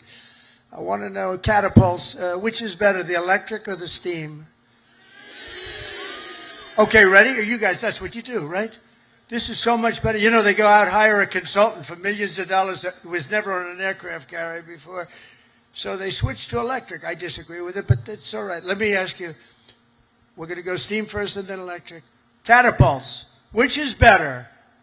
Electric or steam? I'm going to put it in order. Seriously. They're spending billions of dollars to build stupid electric. And the problem, when it breaks, you have to send up to MIT, get the most brilliant people in the world, fly them out. It's ridiculous. The steam, they said they can fix it with a hammer and a blowtorch. And it works just as well, if not better. And I love the sight of that beautiful steam pouring off that deck. With the electric, you don't have that. So, you know, we did the Ford in electric, the cost overruns, everything else. But, you know, I hope it's going to be okay. But I like steam. We're going to go back to steam. They change just for the sake of changing. I said to the architect, have you ever designed a ship before? You know, he only did the biggest ship in the world, right? The Ford. But we're going to go back. Okay, now let me ask you the second question. Hydraulic for your elevators or magnets? You know, the new thing is magnets. So instead of using hydraulic, that you can be hit by lightning and it's fine.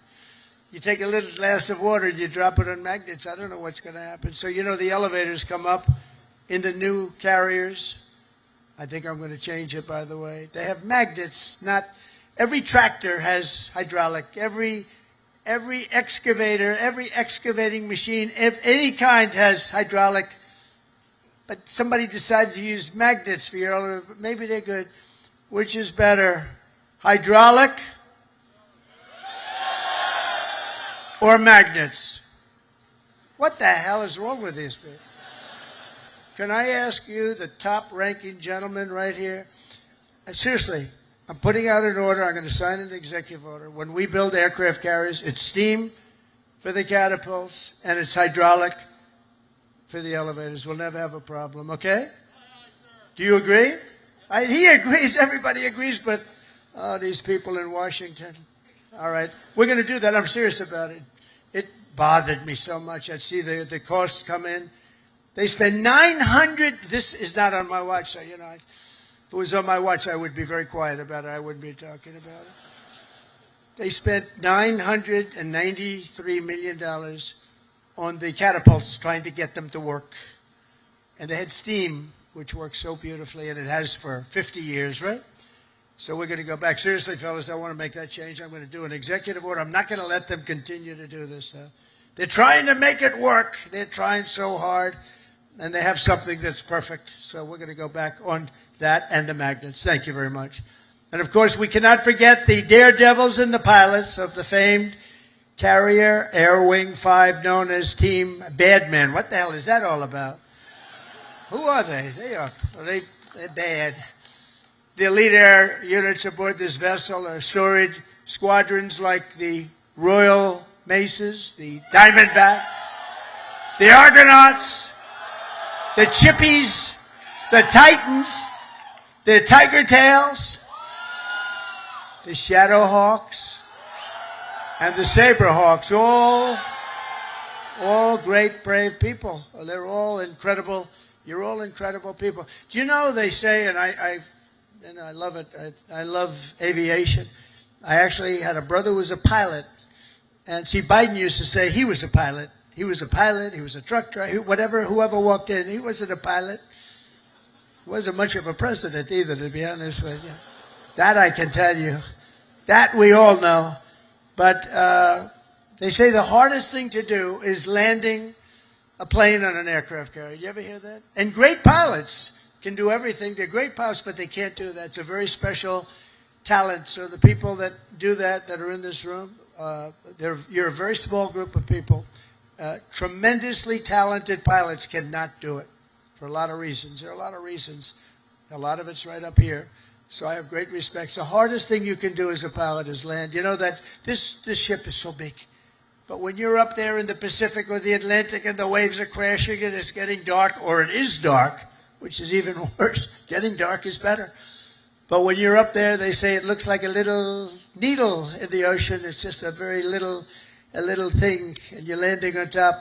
So I have great respect when I see them land. You know, 3 weeks ago they were landing and doing it beautifully. They had they're very, very talented people, and nobody embodies skill and nerve and swagger and the attitude like a U.S. naval aviator. So I have great respect for you all. Thank you very much. It's one of the reasons I'm here. That's why I'm here, not someone else. I didn't need this. I didn't need the whole damn job. I could have had I had such a beautiful life. But you know what? We're making America greater than ever before, and that's why I'm doing it. And we are doing numbers that nobody's ever seen, nobody ever even thought possible before. Think of it. A year ago, we were a dead country. We were like a dead country, and now we have the hottest country anywhere in the world. There's nobody even close. It's pretty amazing, I'll tell you. None of it would be possible. All of these things that we're doing, all of the respect that we have, it's really because of people like yourself and the armed forces generally. It's amazing, the job that you all do. None of it would have been possible. And all of those important missions in the Navy, the devoted members of the Food Service Division serving up to 14,000 meals every single day. How's the food? Good?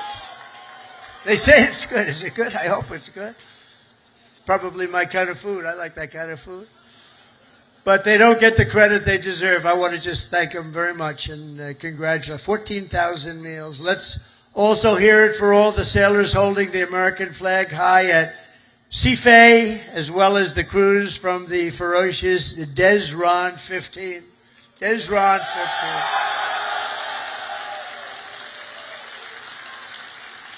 But together, the sailors here today give your very best to our nation. And as your commander-in-chief, I'm fighting every single day to ensure that we give you our very best also. We do. We're giving you everything. We're giving you more than anybody's ever given. We're bringing it up to a standard that nobody's ever seen before. We're starting to make ships also. Part of our deal with the trade is we're starting to make ships. We used to be number one at making ships, and then we lost our way.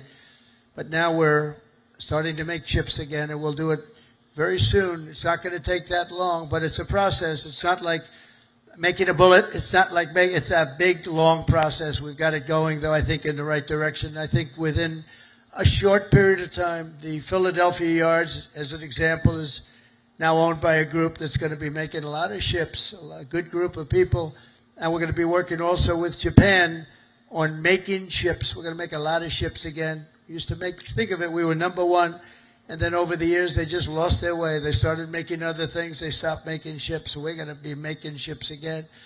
We've more than, think of this, $17 trillion, trillion with a T, pouring into the United States of America from all over the world. And that's the biggest number in the history of any country. And by the time, and this is in 8 months, really. We're here 9, but this is in 8 months. Over $17 trillion. As an example, the last administration did less than $1 trillion in 4 years. We did more than 17 trillion in 8 months. And I think by the time we finish up our first year, we're going to be over 20 or $21 trillion of money coming into our country. And I want to thank Japan, because Japan is making big investments into the United States, and they're very happy because the stock market's gone up very nicely. We've made Japan a lot of money. That's okay. But they're a big investor in our country, and we like that. But think of those numbers. We weren't doing it anywhere near. We were laughed at, and now they're all saying they've never seen anything like what's happened in such a short period of time. And I was just told by the Prime Minister that Toyota is going to be putting auto plants all over the United States to the tune of over $10 billion. So that's Toyota. So go out and buy a Toyota. And that's a lot to do with, because right now we have all the AI plants. We have so many things happening in the United States. And it's because of November 5th, Election Day, but it's also because of tariffs. The tariffs have been so good. We're taking in trillions and trillions of dollars. I heard them before I came up. I heard you're all on television now. They're talking to all the networks. Everybody's covering it. Look at these characters back. Look at all of them. And and they were talking about the tariffs. The tariffs have, nobody understood tariffs like I understood tariffs. And the tariffs are having people go into our country and spend tremendous numbers like we've never seen. And that brings jobs with it. It brings jobs. It brings importance. It brings everything. It brings a strong military. It brings a lot of things to other countries. I mean, if you look at some of the deals that we did, if India is going to go to war with Pakistan, and as you go to war, we're not going to do any trade. We're going to put big tariffs on both countries. And they said, well, I guess we're not going to go to war. 2 nuclear powers, we stopped it. But we stopped a lot of wars, tariffs. Without tariffs, we wouldn't have national security like we have it. We've never had national security like we have it right now. And literally a year ago, you had very little national security. You had people that didn't have a clue. American strength is roaring back like never before. And with your help, America is respected once more. And it is respected at levels that we haven't seen before. On my first day back in the White House, I deployed the men and women of the United States military to stop the invasion on our southern border, right? It was an invasion, losing hundreds of thousands of people to fentanyl and to drugs, and now we have the most secure border in American history. For 5 months, they said no people came into our country illegally. They came in through a legal process, but nobody came in through the southern border. Can you imagine? Even I can't, it's hard to believe that, and we do have it tight as a drum, but that's what we have to have. If you don't have borders, if you don't have a fair media, you need certain things. You need a good, fair media. They're getting better. They're not there yet, that I can tell you. But they're getting better. But you need borders. You got to have borders in a country, or you don't have a country. And now we have a border that the likes of which this country has never seen before. And people respect us for it. With the help of our war fighters, we're decimating the savage drug cartels that poison our people. 200,000 people, maybe more than that, died last year because of what came into our country. Through an open border policy where 25 million people poured into our country, totally unvetted, totally unchecked. They came from prisons. They came from mental institutions and insane asylums. They were drug dealers. They were bad people. 11,388 were murderers, half of which committed more than one murder. They let them into our country. We're getting them the hell out. We're getting them out. We're getting them out fast. Is that okay with you? Yes, right? I have no doubt. Got to get them out. Just an unforced era. And we're also straightening out our cities. Washington, D.C., our beautiful capital, was a a killing mess. People getting killed all the time. It was very high crime. And we sent in our National Guard, again, great people. And I don't say they were totally politically correct. That's okay. And now it's a very safe. Now it's considered a very safe. It took 12 days. We got 1,700 people, career criminals, many of which came in through Biden's open border, and they infiltrated our nation's capital. And we had a very unsafe capital. But for years before that, it was very unsafe. Now it's as safe as there is anywhere in the country. You can have your daughter, your girlfriend, your wife, your boyfriend walk right in through the middle. Nobody's going to touch them. The crime is down to almost nothing. It's a whole different ballgame. It took literally 12 days, but let's give us a month to do it really. We had it drum tight, and it's a beautiful thing. And our people in the service, and you know, people don't care. If we send in our military, if we send in our National Guard, if we send in Space Command, they don't care who the hell it is. They just want to be safe. And we have safe cities now. We're starting in Memphis. And Memphis was a disaster. It's been there. They've been there for 2 weeks, and it's a whole different series. Crime is less than half, and within a month it'll be gone. Getting rid of all the bad ones. And we're going to go into Chicago. We're going to go into our cities. We're going to clean them out. We're going to straighten them out. And we're going to have safe cities because you want to protect safe cities. We're going to have beautiful, safe cities, and it's happening very quickly and very easily, actually. It's easy for us. It's hard for them. And we have to have a little more help. It doesn't matter, really. We can do as we want to do, but it would be nice to have more help from some of the Democrat governors that don't mind. In Chicago, 2 weeks ago, 4 people murdered, 11 people shot. This weekend, it was like terrible, much worse than that. And then we have a governor that stands up and says, oh, it's wonderful. It's not wonderful. And what we're doing is we're going to make it totally safe. It'll be very safe very soon. And we're doing that with all of our cities that are troubled. We have cities that are troubled. We can't have cities that are troubled. And we're sending in our National Guard. And if we need more than the National Guard, we'll send more than the National Guard because we're going to have safe cities. We're not going to have people killed in our cities. And whether people like that or not, that's what we're doing. And you've been watching what our missiles do to boats and ships and submarines. How about the submarine? They said, no, that was just fishing. The radical left Democrats said, well, it was a submarine, but they were just fishing. Submarines don't go fishing, do they? You know more about submarines than I do. You have a beauty park outside, actually. This is a submarine, and you know what it was designed for? Transporting drugs, and it got hit. But each one of those vessels that we hit kill, on average, 25,000 people, American people, every single year. They kill, each one of them kill 25,000 people. So we have to stop it, and we have stopped it. And I want to thank Pete for having the courage to do it. And believe me, people are very honored that you do it. 25,000 people for each boat. For many years, the drug cartels have waged war in America, and at long last, we're finally waging war on the cartels. We're waging war like they'd never seen before. And we're going to win that battle. We're winning it already. The sea, I mean, the only problem is nobody wants to go into the sea anymore. Even the fishing boats, they say, let's take a pass. But they don't want that. But we're knocking them out one by one. And very importantly, we've almost stopped completely the drugs coming in by sea.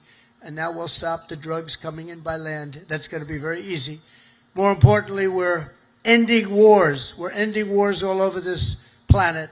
And as you know, and I said before, I ended 8 wars in 8 months, the most of any president in history. No president that we know has ever ended any war. A lot of them go into wars. But this includes Kosovo and Serbia, the Congo and Rwanda, Pakistan and India, Israel and Iran. You saw that. How about those B-2 bombers? They went in there. They took out that nuclear capability. Iran would have had a nuclear weapon within 2 months. Not anymore. Egypt and Ethiopia, Armenia and Azerbaijan. That was going on for 35 years. Big, horrible war. And just this month, we ended the war in Gaza, in the Middle East. We ended the war in the Middle East. Nobody thought it was possible. And we also just signed a deal in Malaysia between a war that was just starting, Cambodia and Thailand. So we saved millions and millions of lives, and I did it mostly verbally. We didn't have to get you involved. When we don't get you involved, that's a good thing. We don't want you to get involved. If I can avoid you getting involved, if I have an ability to do things that maybe other people don't, or we see things, but we stopped a lot of those wars based on trade and tariffs and penalties, and they're getting all ready to fight, and then we tell them, no more trading with the United States. We're putting tariffs on your nation, et cetera, et cetera. It's called national security for us, but it's really national security for the whole world. And everywhere we go, America is actually making peace, and it's peace through strength. When they look at this, when they look at you people, they say, we're not going to mess around with them. So it's very important. After years of crippling inflation, back home we had the worst inflation in the history of our country. Energy costs are down. Energy costs are way down. Gasoline prices are way down. Grocery prices are way down. We have a little problem with beef. We're going to get that down very quickly, but the prices are way down. Mortgage rates are down despite having an incompetent head of the Fed. I call him too late. He's always too late. He's too late in lowering interest rates. I call him Jerome Too Late Powell. But despite having a totally grossly incompetent guy, we blow through it because we're doing so well. Inflation has been defeated, and workers' wages are rising at the fastest pace in 60 years, and that includes your wages. They're rising in the fastest pace. The workers, I'm not talking about the rich people. Rich people, everyone's doing well. Everyone in our country is now doing well. My first term, we built the greatest economy in the history of the world. We had an economy like nobody has seen before. Now we're doing it again, but this time actually it's going to be much bigger, much stronger. I told you $17 trillion, but it's going to be $21 trillion. And that's numbers that have never been heard of before. Much bigger than any other country in the world by literally $16 trillion. It's amazing. The sailors in this ship sacrificed so much for our country, and the president, and I will tell you, the president standing right up here loves you. I respect you and I love you. And I'm giving everything I have to make sure that when you get home, you find an America that is safe and proud and sovereign and free. One service member who reminds us that we're working for you and for everybody and for our country is Chief Warrant Officer Will Hightower, who serves on the George Washington in the all-important deck department. Do you know what the deck department is? I have no idea. But they do. In April 2024, Will sailed away from Norfolk, leaving behind his wonderful wife, Megan, their precious 6-year-old daughter, and their 1-year-old son.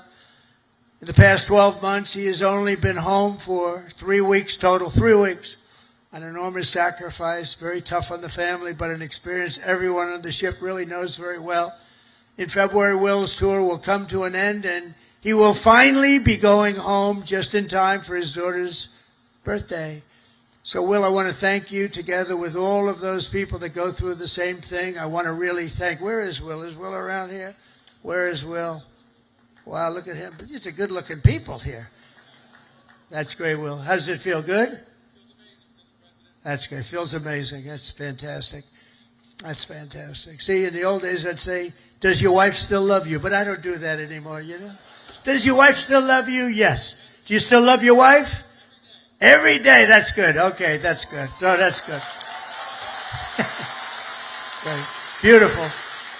Say hello to your daughter, right? And your wife. And just in conclusion, every sailor here today inherits a legacy of valor and grit and glory unmatched in the long history of mankind's voyage on the seas. It's a voyage like nobody's ever had like you have. For 2.5 centuries, America's Navy has preserved the vision of our first Commander-in-Chief, who gave this ship its storied name, its righteous soul, and its timeless motto. First in war, first in peace. Very famous phrase, George Washington. After 250 years, that is exactly what our country is today. It's first in war, first in peace, first in wealth, first in power, first in science, first in spirit, and first in freedom. And we went through 4 bad years, but now America will always be first again. If you have the right person up here, if you have somebody that understands a lot of different subjects, We're going to be bigger, better, stronger, and more important, really, frankly, to the world. Japan respects us. If you see what's going on all over the world, they're respecting us again. They respect us like never before. The treatment they gave me all over as I go around to different countries is great, but it's really a respect for me, but it's a bigger respect for our country. They respect our country again. They didn't respect our country just a few years ago. From Boston Harbor to Hampton Roads, and from Caribbean Sea to the Red Sea, from the Atlantic to the Pacific, and from the Persian Gulf to what is now known as the Gulf of America. Isn't it nice? They say it now routinely. I heard the news today. The Gulf of America, weather is wonderful. They don't say it with a smile. It's called the Gulf of America. How did that happen, right? And it took me, for many years I said, why is it called the Gulf of Mexico when we seem to have the shore? Well, we do. We have 92% of the shoreline. So I said, when we make it back, not if, when, too big to rig. We made it too big to rig. I said, get out and vote. Too big to rig. Make it that way. I said, I'm going to change it. And one of the first things I did is I changed it. Nobody could even fight it. They tried. We got sued all over the place. We won every suit. And it's now officially the Gulf of America. Isn't that nice? But our sailors have written honor, greatness, and triumph into the pages of history. What you're doing is incredible, and it's an incredible time for our country. On gun decks and flight decks and torpedo rooms and cockpits, the men and women of the Navy have poured out their blood and sweat and tears to defend the land of the free and the home of the brave. They've crossed icy channels, leapt from burning wreckage, stormed into frigid waters, soared into deadly skies, and laid down their lives to ensure the survival of liberty. Now, all of us here today carry on that noble mission, and no matter what challenge comes our way, no matter what danger we face, we hoist our great American flag very, very high. We race into the waves, and we rally to that immortal battle cry of the American sailor. Damn the torpedoes, full speed ahead, right? Together with our incredible Japanese allies and all of our allies all over the world, we stand strong, we stand proud, we will stand taller than we've ever stood before, and we will be freer and braver and more brilliant than ever before. And we will fight, fight, fight, and we will win, win, win. And I want to thank everybody at the USS George Washington and the U.S. Forces Japan. God bless our military. God bless Japan. God bless the United States of America. And God bless our Navy. Thank you, everybody. Thank you. Thank you very much.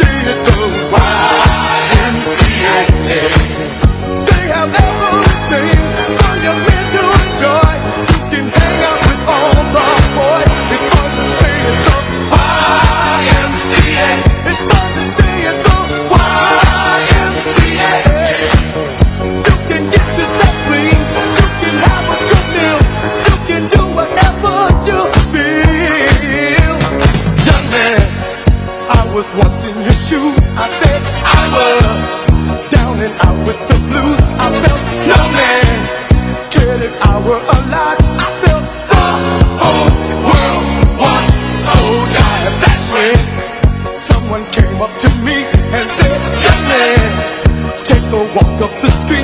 It's a place there called the YMCA. They can start you back on your way.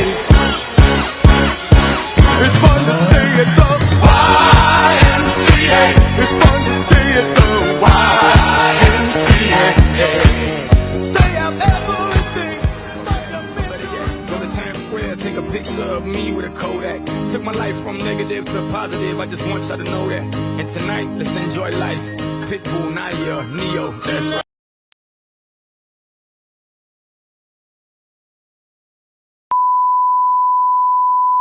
This is the primary audio circuit for the Reuters live service.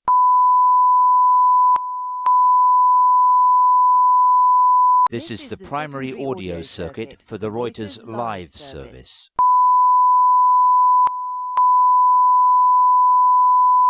This is the primary audio circuit for the Reuters live service.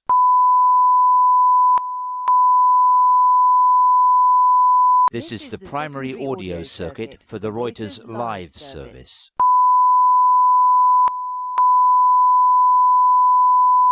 This is the primary audio circuit for the Reuters live service.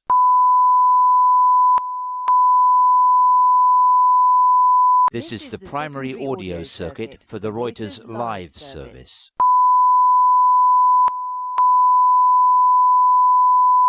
This is the primary audio circuit for the Reuters live service.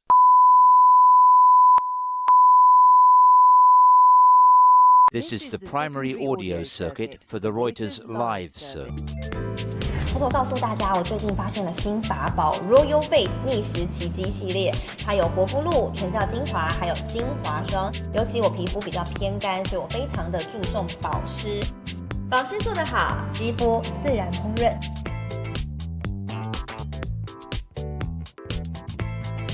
提亮肤色更年轻，抚平皱纹超有感，而且气色变好。用心保养，每天都更美一点。